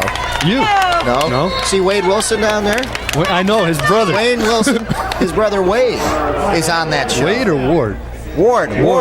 Yeah, Ward. his brother's I'm a big thinking of the TV quarterback. star. We're talking about quarterbacks so much. Yeah. His brother Ward is on that Inside Mountain Biking show. It's big time stuff, yeah. Wayne can't get anything like that. Wayne's too busy selling Cosmo t-shirts. Does Wayne ride bikes? Are you into mountain biking? No. So you gotta watch a show. Wayne goes to Pearl Jam concerts. Here we go. Clarkston Wolves, 1st and 10. After the timeout by the Bears. The pitch back to Phelan. Phelan cuts up, sees a block, and he is out of bounds after about a 6-yard gain. Let's see where they mark it, and a good run there on the first down for the Clarkston Wolves. They continue to move the ball, Joe. And he's not, and the clock's running, so he didn't quite get out of bounds, which is actually great for Clarkston because they don't need they don't need to stop the clock. And again, you got to remember something. Dane Fife is only a junior, and I still say right now he's one of the 3 or 4 best high school quarterbacks I've ever seen in this state. And I just imagine how good he's going to be next year. Well, he's running the offense out there, and you got to give him some credit for getting these plays off. There's Jeff Long again. Long muscles forward, close to a first down. So they'll stop the clock to move the chains. He did get it first. And is it touching the 10 now? I think it's 1st and goal. I'm not sure. Kind of close there. Yeah, we'll see if they mark the chains. If they pull the chains, nope, now they get him off. Yep, it is 1st and goal. Yeah, it's they right had the on chains out there, and the referee said, no, pull them. We'll go for the end zone. Again, that clock is moving. By the time this ball is snapped, you're going to be under 2 minutes. Look at that. You see the current drive. 5 minutes, and they have 2 minutes left. 1st and goal. Again, the fullback. Long, he fumbles it. But they said he was down. The whistle was down when he went down. So a big break for the Wolves as the ground. Well, I never saw any of that. He was on the far side. 2nd and goal from about the 6-yard line, 6 or 7-yard line. Yeah, there's no argument from Berkley players or coaches, but they did whistle it quickly. Let's take a look. Oh yeah, he's down. Ground can't cause a fumble. Boy, did that happen fast. Whew. Big break for the Wolves. And again, that clock continues to run. Ball at about the 6-yard line. 2nd and 6 now. And goal, I should say. Phelan, good cutback to get close to the end zone. It'll be 3rd and about a yard or 2. Well, there's where it would have helped them if they hadn't gotten that ball to the 10 the last time. They would have a 1st and goal now and be able to run more plays and take time off the clock. Phelan, good cutback here. That's what gets him the yardage. Well, that and all the blocking by the big fellas up front. Good blocks by Matt Gifford, among other guys on the front line. Now you're at a minute left in the half, and you're on the 1-yard line. 3rd and goal from the 1. Wishbone, 2 tight ends for the Wolves. First man through, Long, and he's done it all night. Will he get in now? Yes. Jeff Long, touchdown from the 1-yard line. Wow. Now, you got 43.7 seconds. They've got one of those basketball clocks working on the football scoreboard here. Probably not enough time unless you can run the kickoff back, which again has happened. Berkeley's known for doing it, and Clarkston last week was giving them up. But right now, you're about to have a 16-point deficit for the Bears, assuming they make this kick here. Jeff Long picks up his 3rd touchdown of the night. The extra point is up. It is good. And why not? They have had a perfect drive every time they've had the ball. Maybe a couple penalties, but hey, they've done what they've had to do. You know what the penalties do? They let Jeff Long gain more yards. Eat up more of the clock. You know, the penalty goes against the team. He gets to get those 10 yards back on the ground. Well, Clarkston 28, Berkley 12, and the Bears will get it back with very little time left, 43.7 seconds. All right, and if you're Pat Fox, you go in, you tell your guys, Berkeley's going to start the half with the ball. If you do something great here, I'm assuming they're not going to score here. But if you take the opening drive of the second half is crucial. You've got to come out and score. You go for 2, you get it within 8. And this is what you got to be telling your guys, getting them positive about this. And then the defense has to come out and stop them. Nobody's defense has stopped anybody tonight. Berkeley fumbled it on 4th down, but heck, they marched down to the 10-yard line on that last drive. Yeah. There have been no punts. No, good point. No punts so far. There's a low kick taken by one of the up men, and his knee was down. That was taken by Doug Fisher. His knee hit the ground at about the 25-yard line, 26-yard line. That's where we'll start. Here's where the new rule comes into play. This time last year, once this ball gets set down, the clock, which has 42.9 seconds on it, would start running. Now the clock won't start running until the snap, so Berkley doesn't have to waste a timeout. Yeah, big advantage for the Bears right now. And I think they've got 2 timeouts left because they called one on that 4th down. So 2 timeouts, 43 seconds. They've got some passing ability. They've got the athletes. Corey Morris took a little swing pass, took it 74 yards. They could probably get themselves into scoring position with a big play. Here's the first play of the drive. It goes to Corey Morris. Morris eludes one tackler and then finally down at about the 31. Gain of about 5 yards. Well, they're not going to call timeout. And I think when you're in 30, I don't know if I'd probably do the same thing because there's more negative that can happen here than positive. Maybe you get lucky. I'd maybe throw the ball here. 2nd and 5 for the Bears. In motion, Wallstatt. They give it to Corey Morris. Morris breaks into the backfield, and he's down at about the 46-yard line. And a first down for the Bears with 9.6 seconds left, and they call a timeout. Yeah. Now, Joe, you're right. They have a little bit more room, and now they can try something. Yeah, do something. Try to. I don't know. They even worry about field goal position because field goal gets you within 13 and helps you a little, but maybe you can come up with one of your trick plays. We've seen a couple of tricks already. I think they've got the hook. At least they used to have the hook and lateral in their playbooks. I've seen them run it. They've got a couple other. I'm sure they've got other trick plays with that wing I'm wondering if Kenwan Gray can throw the ball. If they do that fake around, throw it back to Jeremy Wallstead, he's going to have a clear field on the other side of the field. We saw him last week against the Highlanders. Jeremy Wallstead gained over 100 yards rushing, and we saw him on that big run here after the fake. So he's got some great ability, and I say why not throw it back to him and have everybody come over here to the right side and throw back over to the left. He'd be gone. All right. I sold Joe on it. Hey. Okay. Here we go. Oh, God. Fumble, and the Clarkston Wolves get it back with 4.5 seconds left. So they were going to try something, Joe. I'll tell you, the guy that recovered it could have picked it up and run with it. That'd be another touchdown, maybe. As it is, again, Clarkston, they could use a timeout, and I think they're going to anyway, but the clock wouldn't have started.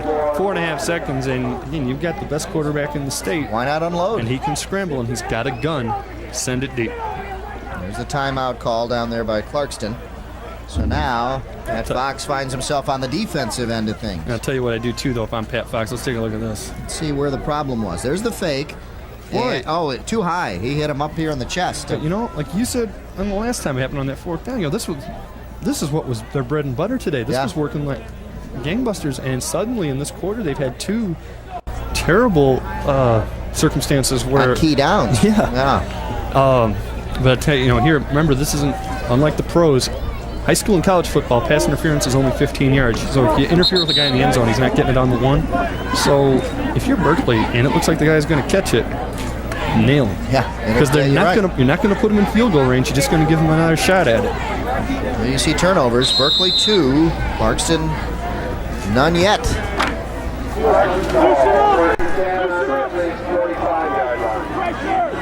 First and 10. It should be the last play of the first half. Fife back to throw, and he is just buried at his own 45-yard line. There's a flag, and he's limping off the field a little, and this is what... Oh, man, he's limping pretty... I don't think that was a flag. That was a mark. They threw their mark. It might have been a holding anyway, but he's limping off the field, and this is what Berkley intended to do all day, assuming Clarkston was going to throw the ball. He hasn't. This is the first time he's really been nailed. But there's Corey Morris. That's the guy who they want in there blitzing him. This was their first clean shot at him. And that's, I think, what you would have seen if Clarkston had come out with the game plan they had last week of throwing. That's the results they would have had. Instead, you alter your game plan. And after that last play, Coach Pat Fox talking to Kenwan Gray out there saying, hey, we need you in this game right now. On the offensive end of the ball. On both ends, and especially offensively, with the mistakes they've had. We're at halftime here at Berkley High School. The score, 28 in favor of Clarkston, and the Berkley Bears 12. We'll be back with halftime stats right after these messages. Stay with us.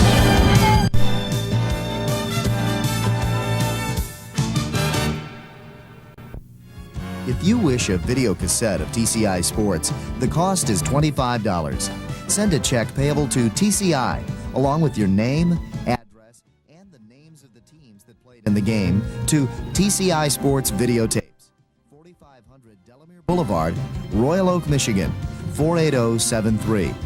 Remember to tell us which game you wish to receive. And thank you for watching TCI Sports. It's the way you inspire. It's the way you grow. It's the way you lead. It's the way you play. It's the way you work. It's the way you discover. TCI. It's the way you learn. It's the way you learn. TCI Cablevision of Oakland County, nominated in 3 categories for National Cable A's Sports Program. Public Affairs. Overall commitment to local programming. And the Cable Ace Award goes to Transition. The Cable Ace goes to TCI Cablevision of Oakland County. TCI 63. See what you've been missing.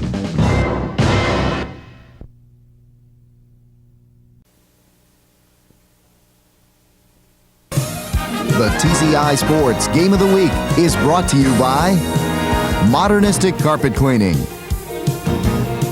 Comet Burgers in Royal Oak. Buy 1 burger, get 1 free when you mention TCI Sports. Mike's Market Share Coupon Book.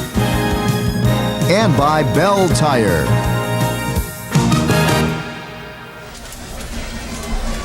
Halftime here at Berkley High School. Dave Zorin along with Joe Abramson. The Clarkston Wolves lead the Berkley Bears 28-12. And let's take a look at and recap the first half for you. Scoring-wise, it was Conlon getting this pass from Fife for 8 yards for the first score of the game with 8:32 left in the first quarter.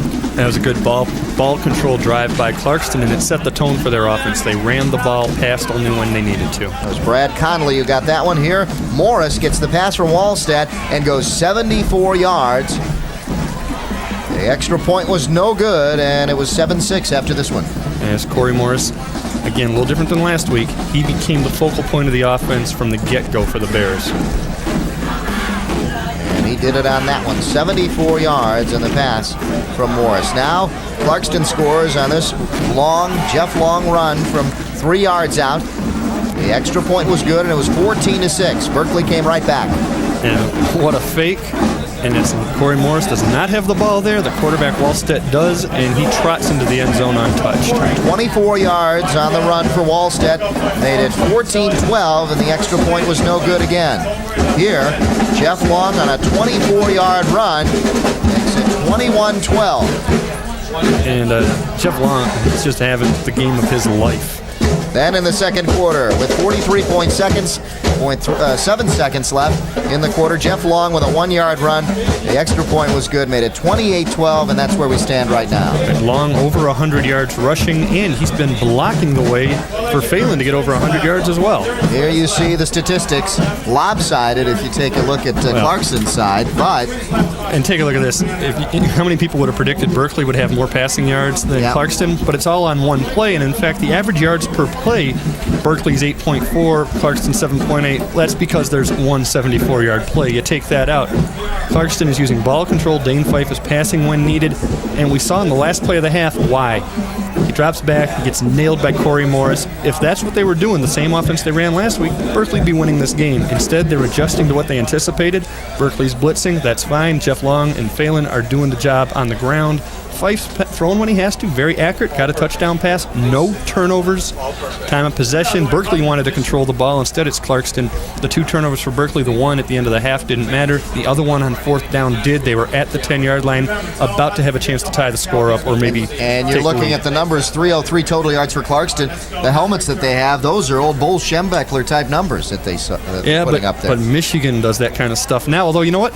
These are Bo Schembechler type numbers, 239 yards rushing and 64 yards passing. That's it. So That's I what guess I'm saying. That's why they got the helmets now.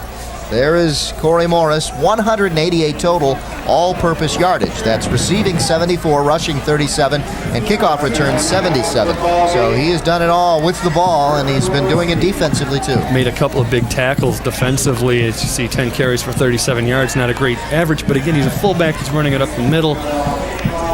He's going to be worn out by the end of this game. He's really having to do it all, and they've got to have a couple other guys step up. I think you got to have Kenwan Gray step it up offensively so that maybe you can have Corey Morris think more about the defense. I know that Pat Fox wanted him more into the offense. Right now, they've got to come up with a way to stop the Wolves. They can't play even in the second half or they lose. Here you see on the other side, 16 carries and 98 yards for Phelan, but the big guy has been number 44 for them. The kick right down the right side of the field, taken by Doug Fisher. Doug Fisher carries the ball.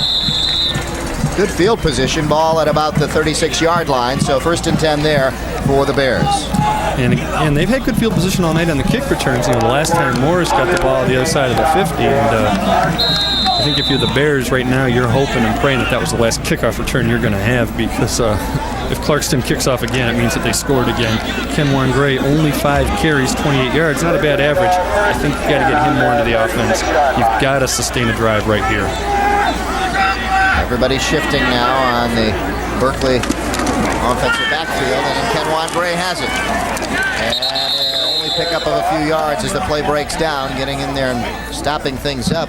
There's Chris Evans, number 35 for Clarkston. Along with a couple other guys, including Jeff Long. Jeff Long is doing it all. You know, we're talking about Corey Morris playing both ways and doing a good job. Jeff Long's in there as well. And Kenwan Gray, that's the play they want to run. They're just not getting the holes that they were finding last week against Adams. Also Tim Redd, number 63 in there. Yeah, and this is, when you run that wing tee, it's not a quick scoring offense in terms of throwing. You might get it on a long run, but maybe you got to throw again. He's 1 for 1. There it is. And up to Corey Morris. Morris hit at the line of scrimmage and knocked back. Who hit him? And number 44, Jeff Long, right there again. There he is. I don't know. This guy from the news here better make him player of the week. He is having the game of his high school career right now. Wow. Look at that. He could just quit right now and have a great game, but he is not quitting.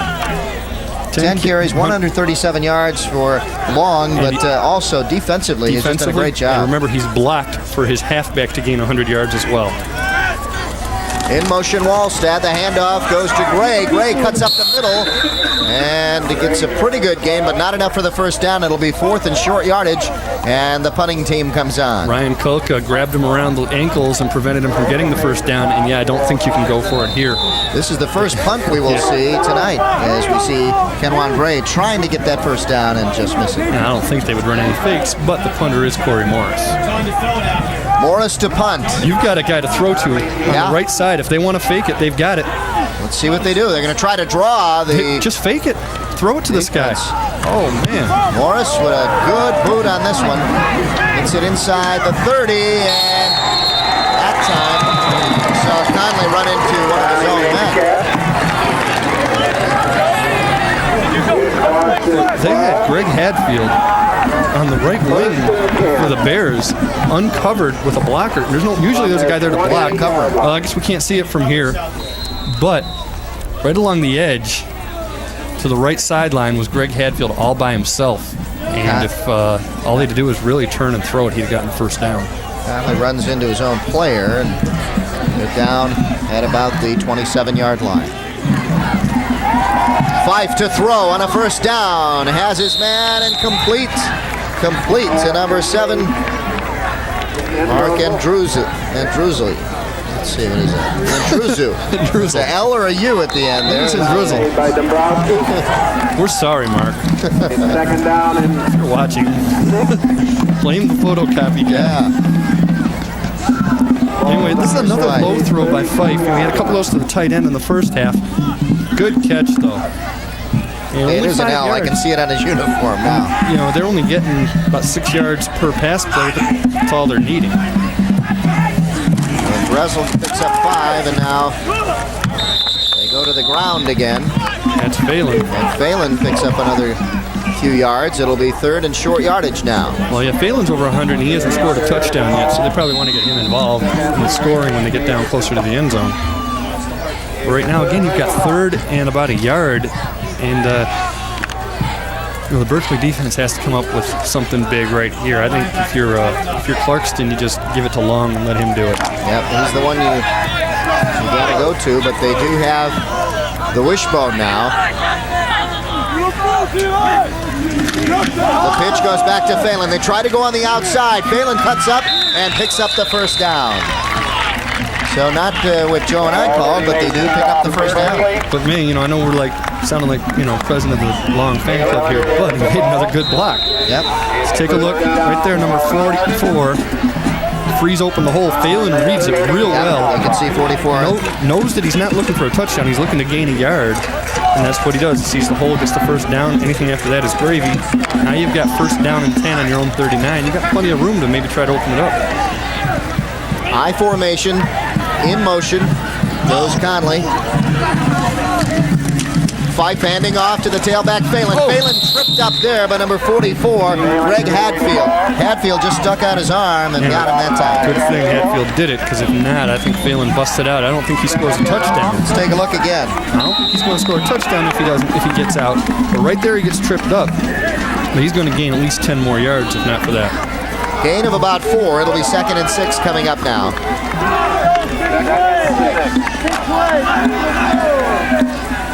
I formation. Let's see if they throw. You've got Jason Fracks spread out wide to the left. Matt Brown in motion.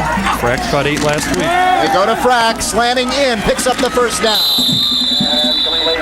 This is the guy that caught 8 passes last week. He only had 2 in the first half. Maybe it's time to get him a little more involved. And you have to know if you're Clarkston that Berkley adjusted a little at halftime. There's Frack 2 for 22 before that play. Now it was his 3rd catch. You take a look here against that quick hitch, a bit of a slant pattern. Get a couple yards after the catch, gets him the first down. Like I was saying, Clarkston has to figure on Berkley adjusting at halftime somewhat. They're not going to totally give Dane Fife freedom to throw, but they can't gear up completely against the run like they did in the first half. You have to acknowledge the run now. That's going to free up a little bit of passing time for them, and now I think maybe run more balanced offense. Conley and Maytrot up top. They pitch back to Phelan. He's got a lot of room out there. Bounces outside, picks up the first down and more. Out to about the 30-yard line. Finally brought down by number 42, Tim Dombrowski. Yeah, we were talking about blocking. Eric Blundy that time, I think, helped spring him. He got a quick block, number 65. I don't know if we'll be able to see him from up here or not. Long again with the initial block, and Blundy freezing right there. Just holds up number 42, Tim Dombrowski. That allows Phelan to get outside the containment and get downfield and make the D-backs do the tackling. Ball just outside the 30-yard line at the 31. First and 10 for the Clarkston Wolves. They are on the move now, I formation. Phelan the tailback. They go to the fullback, long. Gain of a couple yards. Boy, I think from Clarkston, I'd consider trying to throw a pass right there. I think they had single coverage with Conley. He had Hennessy on him to the left side, and if they can throw a fade pattern, they might be able to get single coverage. If he can beat them deep and make score. Try to throw a slant, they've got a safety kind of edging over, waiting for it to happen. It won't work, but coverage he's so close to him on the coverage that if he can just get a step, he's going to get past him. Long goes out. Gets a breather. Second down and about 8. In motion goes Brown. Pitch goes to Phelan. Phelan gets hit in the backfield, but then springs loose. Phelan, first down and more. Phelan, touchdown, Clarkston. Well, we'd said he hadn't scored a touchdown yet, and now he's in the scorebook too. Great run.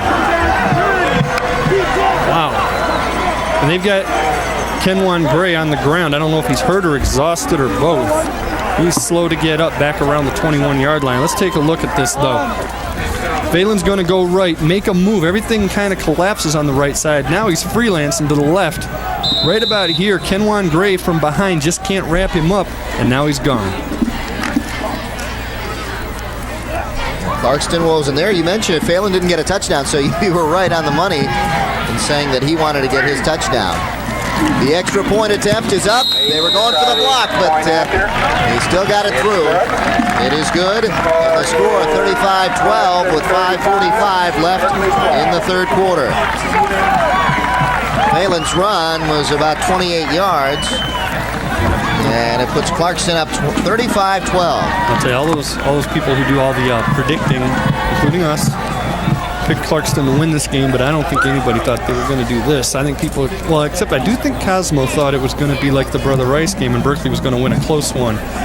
But everybody else, anyone who knew anything, Cosmo doesn't know what he's talking about, but all these other guys, you see a happy Clarkston bench with another 8-play drive, ball control, taking 4:11 off the clock, making it even harder for them to come back.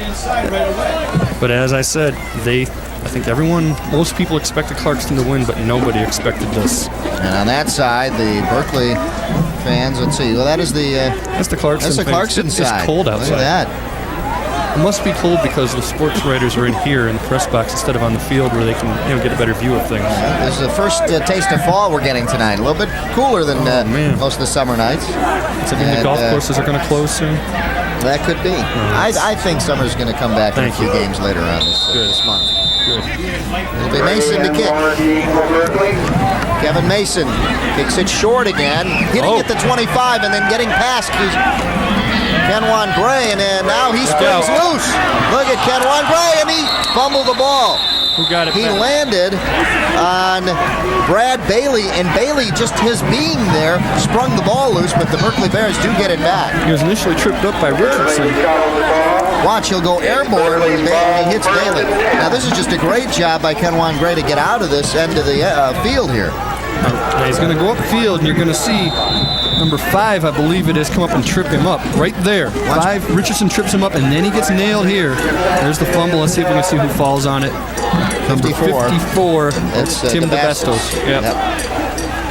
And there Kenwan Gray coming out. He didn't expect that hit right before he went down. Well, remember, he came up a little lame on that touchdown run, too. I don't know if he's injured or tired. I'm sure he's tired. Wallstead hands off to Corey Morris. Morris bounces outside, picks up the first down. He's into the backfield and more. And finally, tripping him up. Number 6 there for Clarkston. That's another number we don't have. This is a big roster that Clarkston has. They don't even have a lot of guys. That's the player to be named later. Yeah. 23 yards on the carry for Corey Morris, and it gets him out to the 46-yard line and some breathing room for the Bears. They need this. They need Corey Morris to do a lot more of this right now. And you're asking a whole lot of this guy, though, because he's having to do it all on defense, too. But, you can rest tomorrow. Jeremy Wallstedt calling the signals, 1st and 10 from the 46. Morris tippy-toes back there, waits for the blocks to set up, and dives forward for about a 4-yard gain. Just nothing developed there at all. And Clarkston read the play. He's done that twice now, Joe. The last 2 plays, he's just kind of tippy-toed out there, wait for the blocking, and tries to spring. He's waiting for a hole to open up, and it's just not opening. And you know what else? I'm telling you, he's tired. Yeah, he's doing it all. He is. He's exhausted. Working hard defensively, working hard offensively. When you're talking about how to preserve Dane Fife with all those hits he's not taking, and it'll pay off in the second half, well, Corey Morris has been delivering and taking hits all game long, and this is the payoff. Now he's a little tired. It's going to be a step slower. Fake to Morris. Wallstedt looking for a receiver, takes it himself and picks up the first down. And delivers a blow there. I like that. I like Wallstedt doing that. That's the kind of thing maybe the rest of the guys see that your quarterback's going to stick his neck in there and try to run somebody over. Maybe everybody else gets a little more inspired. Looks a little bit like one of my favorite guys, Jim McMahon.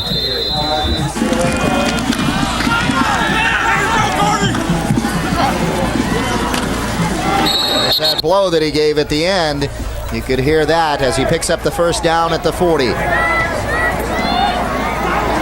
Into Clarkston territory, in motion. Kenwan Gray, but they hand off to Morris. Morris breaks through, still in bounds, and manages to pick up 3 or 4 more yards just by spinning and falling forward to the 25. And again, folks, I don't know if you appreciate how well he's playing. You see guys in college and pros that put forth efforts like this, they're not playing both ways. He's doing all this defensively, too. I'm saying this is a tired guy. This is someone who's not going to want to get up in the morning tomorrow. And he's still gaining the yards. 15 yards on that carry. 3 carries for 40 yards for Jeremy Wallstedt. Wallstedt sends Gray in motion, hands off to Morris, and Morris hit right at the line of scrimmage that time. When Clarkston wasn't going to take any chances. They went ahead and tackled Wallstedt as well. Just, the fakes he's been given all day, he could very well have had that ball. No gain on the play, and it'll be 2nd and 10 coming up now for the Bears. Look at him, he's gasping. Corey Morris right here. He's coming out, yeah. No, he's not coming out. That's Oh, you're talking about Morris. Yeah, just look at him. Yeah, there he is. What are you going to do? You've got to keep him in there. Fake to Morris. Here to Kenwan Gray. Kenwan Gray. That play hasn't worked. Behind the line of scrimmage for a loss. And that play, something about that play is, I got to believe Clarkson's getting tipped off on him, because every time they run this thing inside, now they know it's coming. And right there you had number 10. Another guy we don't have. Might have been number 70, but we don't have him either. Pat Fox calls Kenwan Gray out. Gray was in the huddle right before he was coming off and trying to get everybody fired up. He was upset about the last play. Oh, so you've got Scalzi and Morris in the background. We have not seen Scalzi carry the ball, and he was a key point of that offense last week. Timeout called by Berkley on a 3rd and 11. Wanted to see how the Wolves would line up, and now call the timeout. The Bears really need this drive right here. They have moved the ball well, and now have come up against a brick wall against the Clarkston Wolves. And don't forget to tune in for a transition as they tackle tough issues like racism, poverty, and current local problems. Jeffrey Miller hosts this interesting half hour designed to open your mind. Watch Transition Wednesday and Friday night at 9 on TCI 63.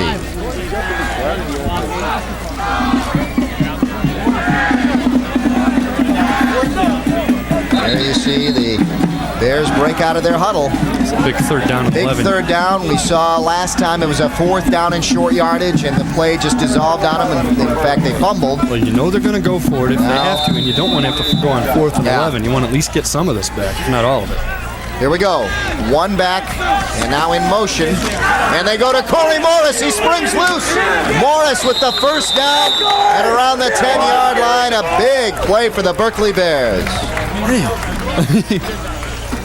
And look at him after every play. Looks like he's about to die, and then he gets it back. It looks like, you know those old films you see of Jim Brown where he'd run real hard, and then he'd take forever getting up and be dead, and then he'd come back and run for another 30 yards. Unbelievable burst of speed there as it really opened up for him. Yeah. And the Bears pick up a big first down.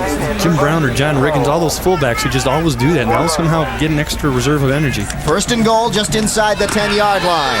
Wallstatt takes off and then throws. Touchdown, Berkley. Talking about some numbers, Wallstatt, he's throwing 2 pass attempts in the game, they're both touchdowns? Doug Fisher, number 80, receiving that one, the big tight end. I'd retire now. Wallstatt I think, I don't know how the numbers work out. They've got their kicker out there.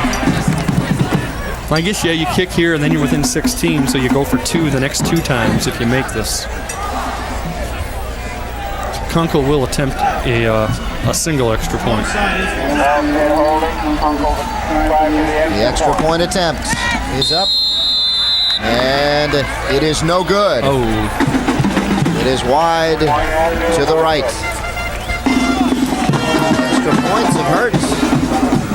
Yes, now you're down 17. You are officially 3 possessions behind still. If you make that kick, at least you're 16. You're 2 touchdowns, 2 2-point conversions behind. Minute 49. Now that ball control that Pat Fox wanted to have so badly is the worst thing in the world. He's got to score quick. He's got to come up with a defensive stop for the first time all night, and then they've got to score quick. Again, we're almost at the end of the third quarter. We've seen exactly 1 punt tonight. We've only seen 2 defensive stops. Clarkston stopped him on that fumble on a 4th down, and then the 1 punt that we've seen. Well, and the end of the half, the fumble, which really doesn't count. You're right. So 2 stops, and they've both been for Clarkston. The Berkley Bears now will kick off with 1:49 left in the third quarter. There you see the scoring drive, 8 plays, 77 yards, 3:58 off the clock, and the 9-yard reception by Fisher. Is it too early to try an onside kick? I say not, but I don't know. You can't. Yeah, you haven't stopped Clarkston. So. You know what? Well, that's maybe why you got to get the ball back. Yeah. Maybe you do the onside. Steelers tried it last year. Northwestern tried it in the Rose Bowl. And they do try it. Ball is down by number 70 for Clarkston. That's the player to be named later. That's the player to be named later again. And actually, might have been 77 Lafferty. I'm not sure. I saw 77 walk off the field. We'll give it to him. Let's take a look. Here's the kick. Well, went a little Not too really far. a picture-perfect onside. Went a little It didn't bit really too bounce far. the way they wanted it to. Well, last week we saw them not really, I don't think, try to onside it against Adams, but they tried to drill it off a front guy, and they did, but Adams was still able to get it. Maybe that's what they were thinking there, but I think it was a good decision. You know, if it works, you're a genius. If it doesn't, well, you're losing anyway. Brown in motion. 5 handing off. Ball is loose, and that is the break that the Berkley Bears needed as they pick up the fumble recovery, and the Berkley Bears have it. So it works just as well as an onside kick for them. The ball at around the 45-yard line. So the Bears, a big break for them. Everybody got up so quick, you can't tell who recovered it. Let's see if we can see Watch it on the the ball fly up in the air. You're going to see him try to give it to Long, and the handoff just wasn't clean. There it is, up in the air. He never had control of it. Right as he hit the line of scrimmage, the ball goes up in the air, and on the other side of the pile is somebody with the football. That's where they got it. 1st and 10. Wallstatt handing off to Morris. They almost fumbled. Once again, and they did. Ryan Kolker got in the backfield, tripped him up. That's not what forced the turnover, but it did slow everything up. And Berkley not able to take advantage of that opportunity that they provided themselves. Now Clarkston's back on the field. Well, break for Clarkston as we exchange turnovers. Berkley adds 1 more, Clarkston adds 1. And the Wolves get it at their 43-yard line. Now if I'm Clarkston on the first play, I go get it. Because there's up 3 possessions anyway. And if it works, it's over. if it works, you can sit all these guys down for the fourth quarter. Two receivers split, I formation for Fife. Hands off to Phelan. Phelan hit at the line of scrimmage, and the Berkley Bears come up with a stop. Well, or a handoff to Phelan and gain a yard. That'll work too. The play started too soon. I didn't get to finish my son before that. So. Nick Samut on the tackle that time, along with number 8, of course. Well, you're at 1:06 and running left in the third quarter. If you're Clarkston, I think at worst, you just want to take this to the end of the quarter. And if you do have to finally punt, big deal. Fife getting pressured, unloads the screen. Phelan has some blockers. Phelan has the first down, and finally down inside the 45-yard line to the 43. Wow. Everything's just working to perfection. Every time they need something new, they come up with it. Let's take a look. He waits, and finally gives it up. He sold the screen real well. He made it look like a drop back, and then all of a sudden made it, Berkley's under the delusion that they've got him blitzed. And now he's got the screen set up, and he's got another first down. And now he's going to be able to take this play, probably take a running play here, and it'll be the last play of the third quarter. Two receivers split down to the bottom of the screen. And the pitch goes back to Phelan. He's got blockers on the outside, and he cuts it outside. First down, out at the 30-yard line. Last play of the third quarter, unless he runs out of bounds. Unless he runs out of bounds. 17.2 seconds left in the third quarter.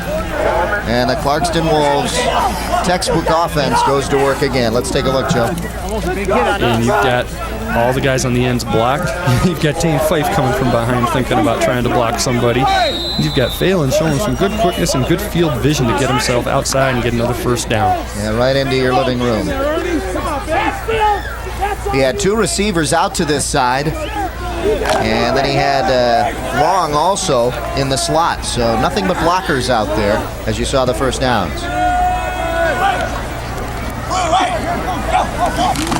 Hand off to Phelan again.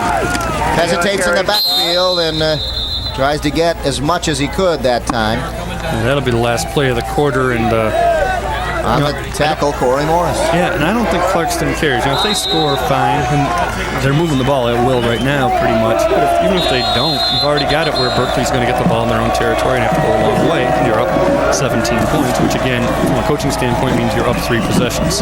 At the end of 3 quarters of play here at Berkley High School, the score, Clarkston 35 and the Berkley Bears 18. We'll be back with fourth quarter action right after this.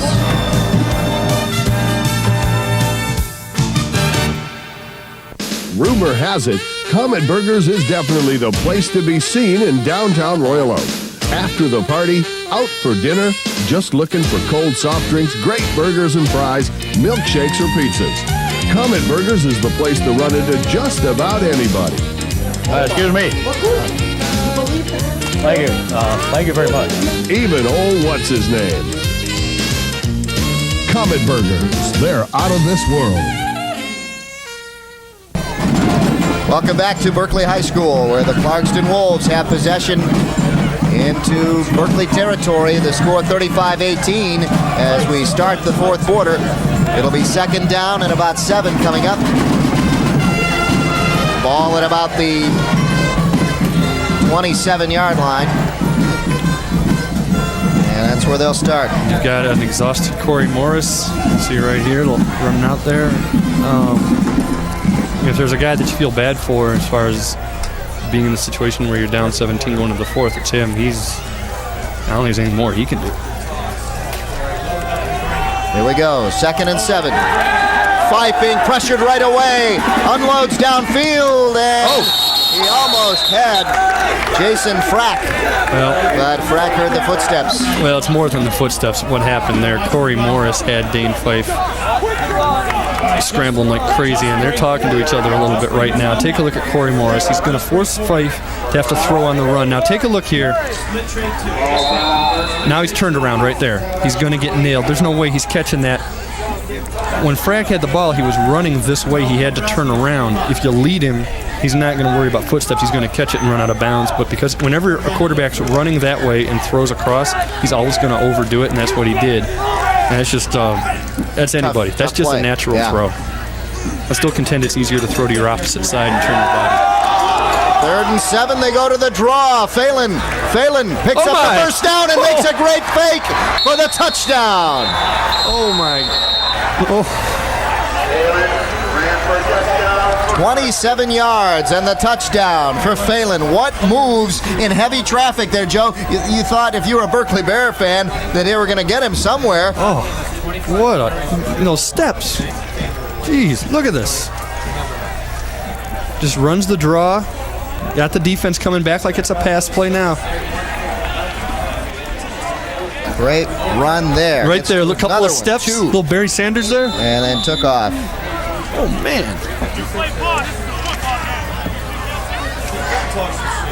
Well, we start the 4th quarter just like that. A big bang from the Clarkston Wolves. I mean, if you were scouting this team for the first time ever, you'd say their halfback's awesome, their fullback's awesome, quarterback's all right, too. What a powerhouse this team is. You can't point at any weakness, really. Let's take a look at the call down there. Illegal procedure on the offense. Tell you what, folks. False start on the offense. Week 8. I believe it is week 8. Troy at Clarkston. At Fox. It's going to be a huge game. Looking on. Yeah.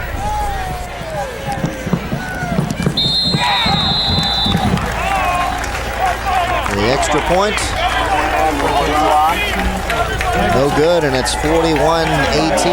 Well, you know, a halfback should always outgain his fullback, and I'm sure Phelan realized that. And right now he's at 25 carries, 201 yards. Remember, the fullback Long had over 100 in the first half. Let's take a look at the drive. 6 plays, 56 yards, 149 off the clock. Yeah, really capped off by the 27-yard run by Phelan. Yeah, if you want to be picky, they just didn't take enough time off the clock. But they didn't make the extra point. They were lucky to get the ball back too. Oh, exactly.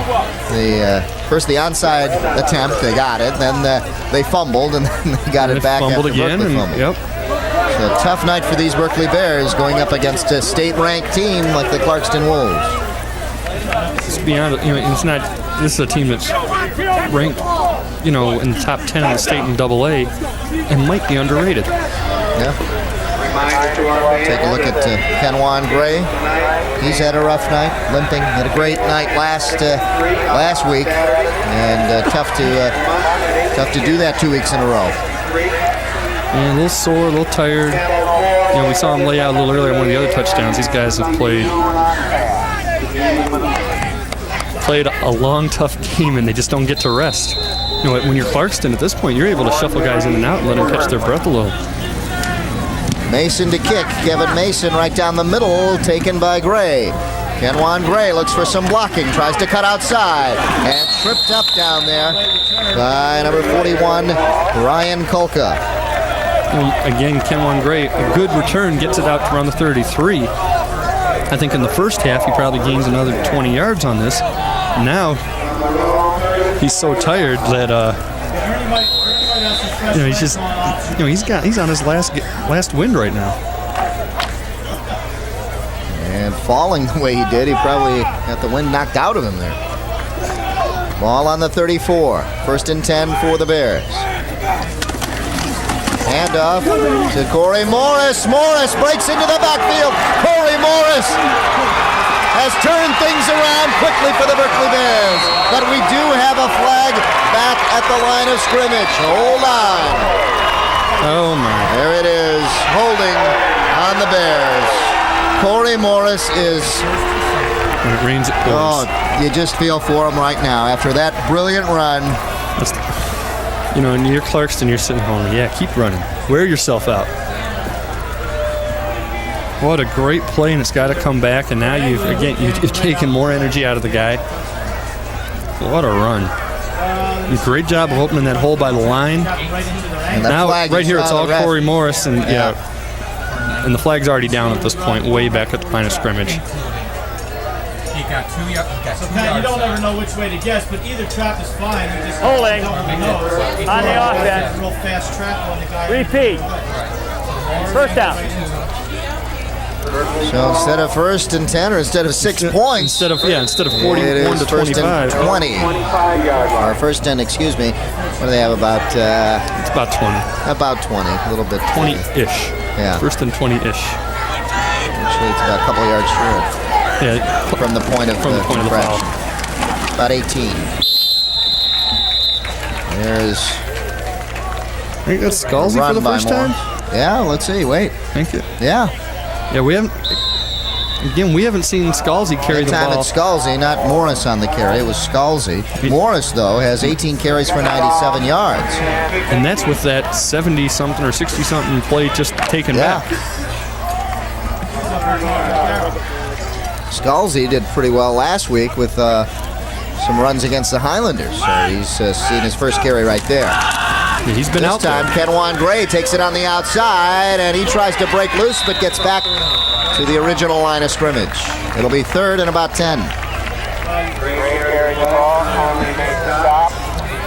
I think you're at the point now, if you're Berkley, where you want this game to end. Yeah, it's frustrating now for Pat Fox. Remember, this is, we're going up against this tough powerhouse. A double-A team in the OAA Division I, Corey Morris coming back on the field. Whereas Berkley's a Class A team who just this year moved up from the 3rd division to the 2nd division. And this isn't Rochester Adams, who was picked to finish last in Division I. This is Clarkston, who's supposed to contend with Troy. Yeah. Oh, just no prayer there for Jeremy Wallstead, as getting in there quickly was Spencer Pabst. And Ryan Schlaff as well got in there. A little bit of help. Ryan Schlaff, 67, excuse me. Yeah, but you've got to do this if you're Berkley. There he is. And if you're Clarkston, you know it's coming. You know they've got to throw, so you tee up on them. I'm curious to see now if you're Clarkston. I think you sit everybody down. There's again, folks. You can't see it. There's a guy. Well, there was a guy to the right. Yep. That they could throw to, but you're deep in your own territory here. Ball will be placed at about the 43-yard line, and that's where the Clarkston Wolves will start. A 34-yard punt. Oh, this should be a fun rest of the game. Let's see who comes out to play quarterback for Clarkston. Let's see if they go with Fife. I'd sit him. 9:20 left in the contest. 41-18, and the Clarkston Wolves come out with Fife. Dane Fife again. Fife, Long, failing all the regulars. This is, you got to believe this is the last drive they're playing tonight. 1st and 10 ball on the 43. Fife takes it himself, rolls out, and a little stiff arm there, gets a block from Long, and he picks up the first down. Long wasn't sure what he was going to do, but just by his presence being there. Set a pick. Yeah. That was a pick, all right, and he got him the first down. Had him set a screen, and Dane Fife's not putting up huge numbers at all. He's just getting it done when he has to. A couple of runs here, a couple throws there, nothing great. Watch, he'll point to Long here. Good stiff arm, no face mask, as he got it right in front. And the Long was just in the way of the other number 44, Hadfield, and sprung him for the first down. Let's see what Fife can do here. 1st and 10 ball at about the 43-yard line of the Bears. Phelan now. Strung up there. Brought down by number 42, Dombrowski. Again, you're just taking time off the clock. Let Phelan get what he can. All right, Viper. No. Check it. Let's just go. He's just going to run it, too. 2nd down. And a short 9 coming up. And you wonder if they're just going to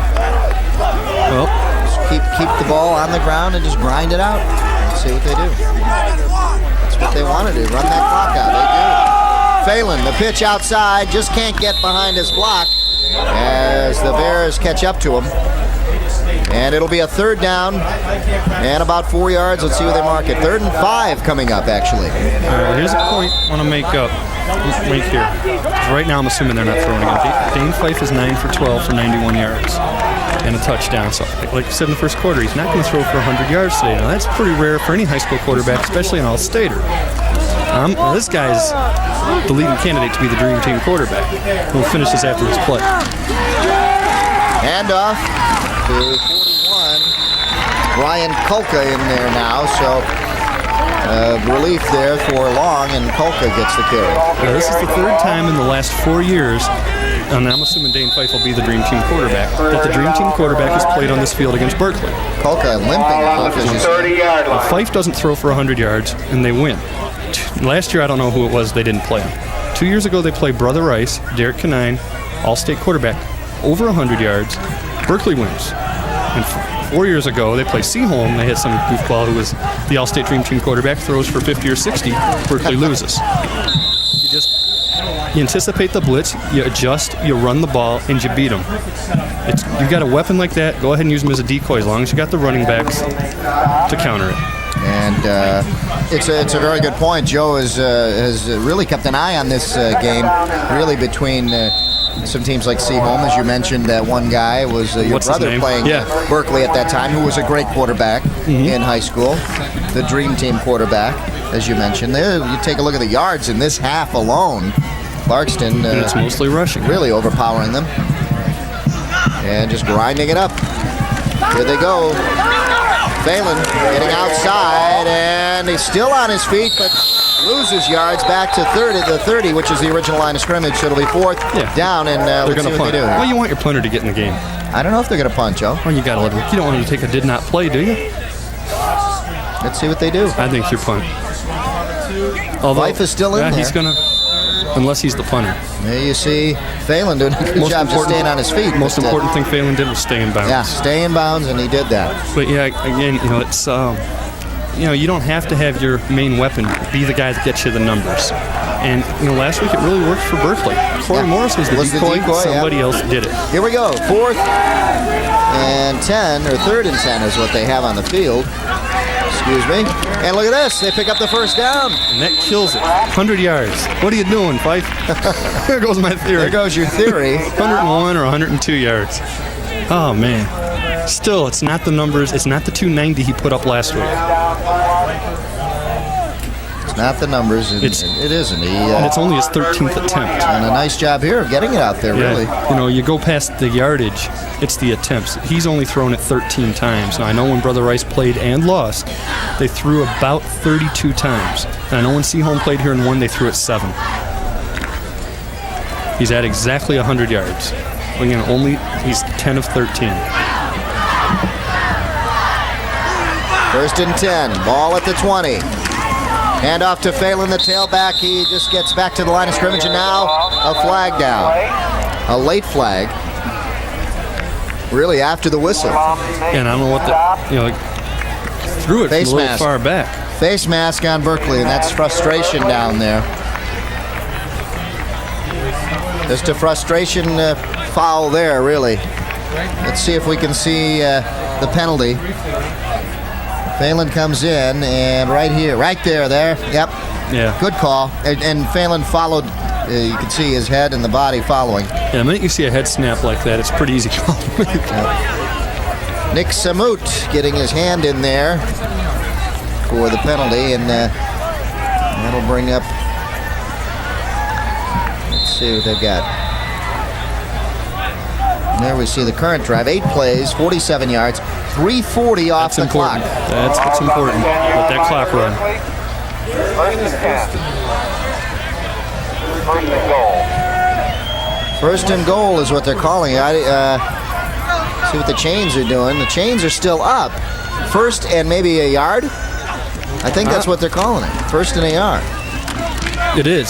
1st and a yard is what it is. Now they have 1st and goal. Exactly. When you have a penalty on 1st down, you replay 1st down. Yeah. It's 5 yards from the spot, so you can get those weird 1st down and 1, 1st and a yard, and they got it. And Brad Bailey on the carry.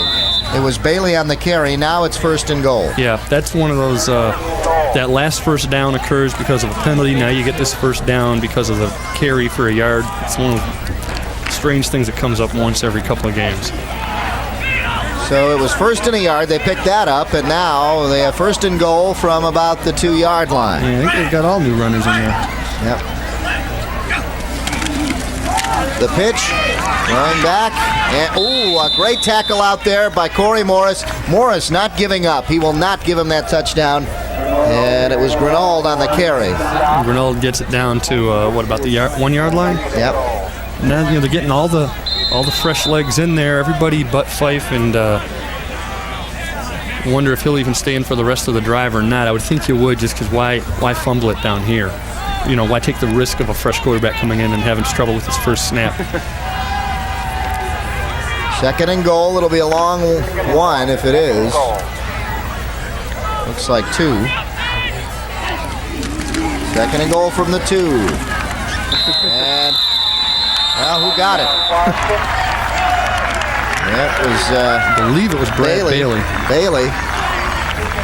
Let's see. Yes, Brad Bailey on the carry. So the Wolves add some more points to the board. The junior fullback gets in there, and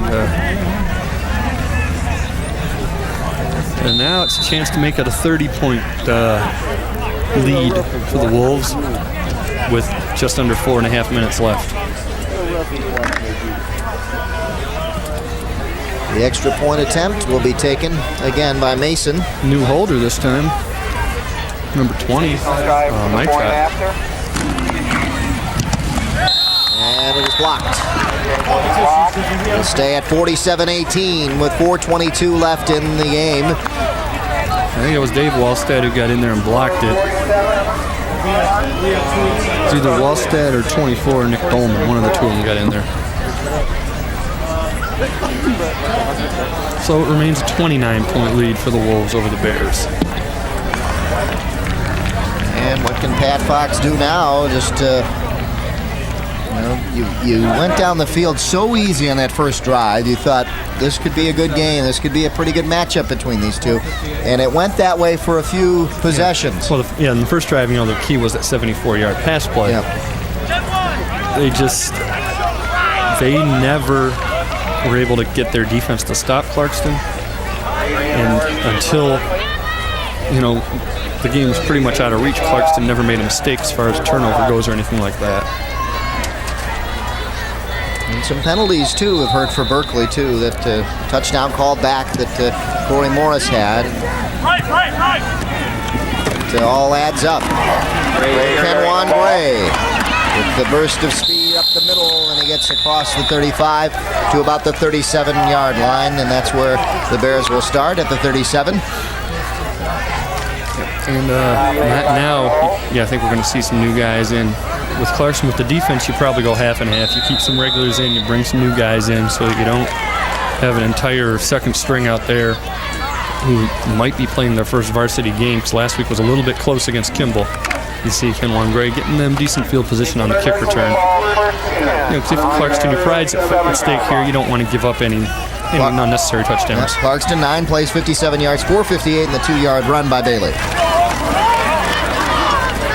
Look at this, Scalzi getting close to a first down. Ernie Scalzi did a nice job last week, and he comes in now. Not seeing much action, but he could have really helped out Corey Morris and giving him some rest, He could have been in there. He's been in there, but it just hasn't carried the ball. Exactly, he hasn't carried the ball. I think they've kind of wanted Morris to step up, and really, I think Morris has done it. I don't think Kenwan Gray's done what he did last week. Right. In fact, is defensively, you give 47 points. But even just to give these guys a little break, Corey Morris is playing both ways. Here's Scalzi again, and he picks up another first down. So Scalzi saying, hey, you should have called my number a little earlier. Coach will say, hey, you're doing it against the second string. The fact is, though, if you give up 47 points, you're not winning. It's the defense just... Right. Take a look. Scalzi again. Right up the middle. And, Joe, you can see all the new jerseys out there, so I guess you're right. Yeah, and another thing, the defense, I don't think the defense set up any of these points for Berkley. Or for Clarkston. I know Clarkston had the fumble at the 10, but that's a 90-yard drive. They haven't had any short touchdown drives. Yeah.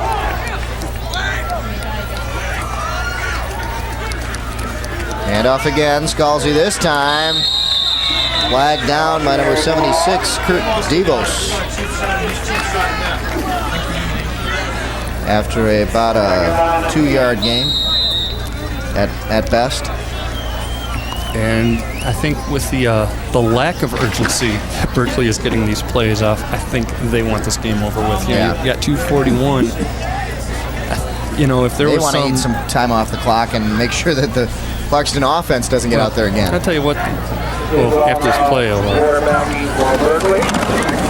and a new quarterback in there for Berkley, handing off to Scalzi. That is Randy Tidwell. We saw Tidwell last week against the Highlanders. Yeah, he came in when Wallstat cramped up. One thing about this, too, is it's a sign of a program that doesn't need a moral victory and is going to believe in a moral victory. 47-18 and 47-25, it's really the same thing. You lose by a lot of points. So get some of these new guys in there, get some yardage, maybe a score, get these guys some playing time and experience. Maybe you need them later in the year. Tidwell loses it, and it's a fumble. We'll see who comes up with it now.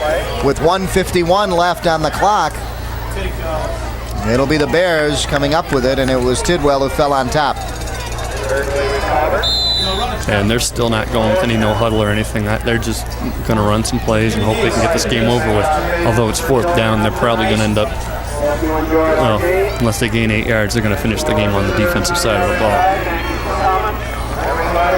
So 4th and 8 coming up for the Bears.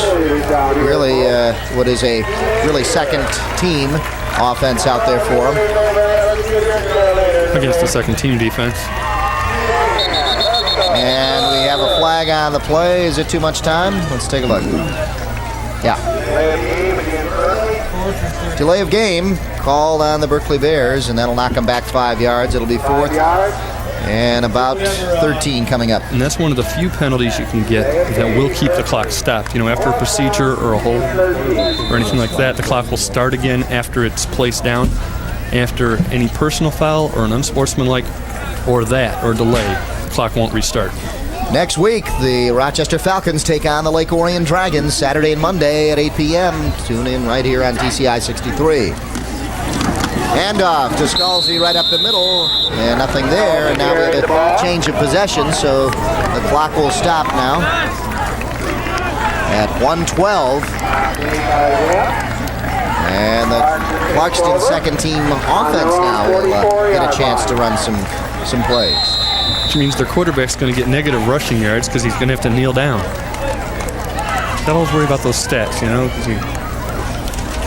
Kevin Mason, who we saw as a kicker, he will be the quarterback, number 24. Mason, an 11th grader, so I think he's going to accept the fact he's always going to be the backup quarterback. Yeah, behind Dane Fife, be better. Jeremy Houston on the carry, number 40 right there. Gain of a little over a yard. It'll be 2nd down for the Clarkston Wolves with 52 and counting down. And the second team really wants to get some plays up. Oh, yeah.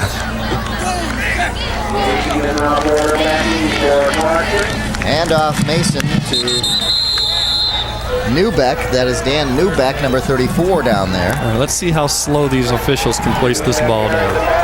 So they can wait till it says 25. They won't have to get a snap off, and they're watching.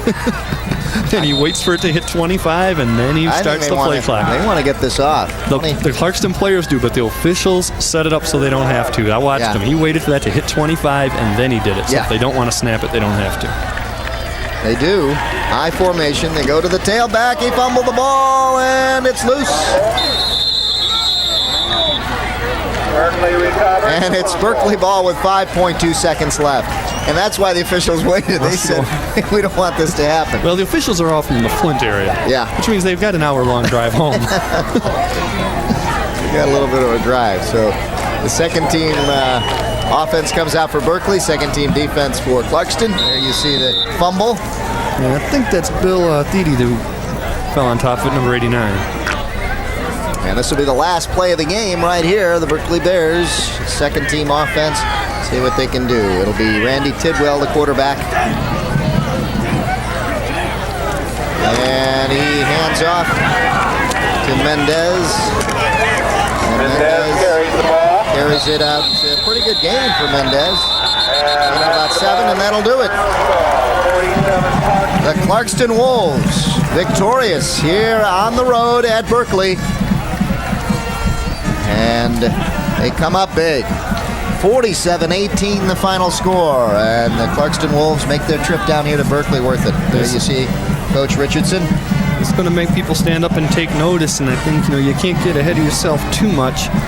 But I know that in the Detroit News, they picked out in the preseason each week what was going to be the big game of the week, and they said week 8 was going to be Troy at Clarkston. It's going to be. That's going to be huge.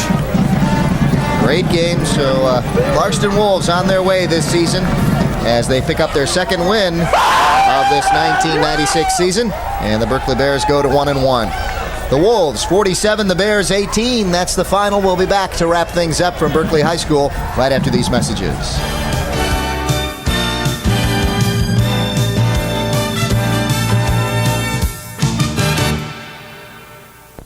I'm the king.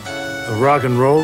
No, coupons. I'm Mike Gauthier. Some people call me the king of coupons because nobody brings you bigger savings than my market share coupon book. Having trouble saving money? Then do what the Tripp family does. Carry the book, Mike's Market Share Coupon Book. You'll save thousands on things you use every day, like eyeglasses, oil changes, and cleaning from companies you trust. But you can't save unless you carry the book.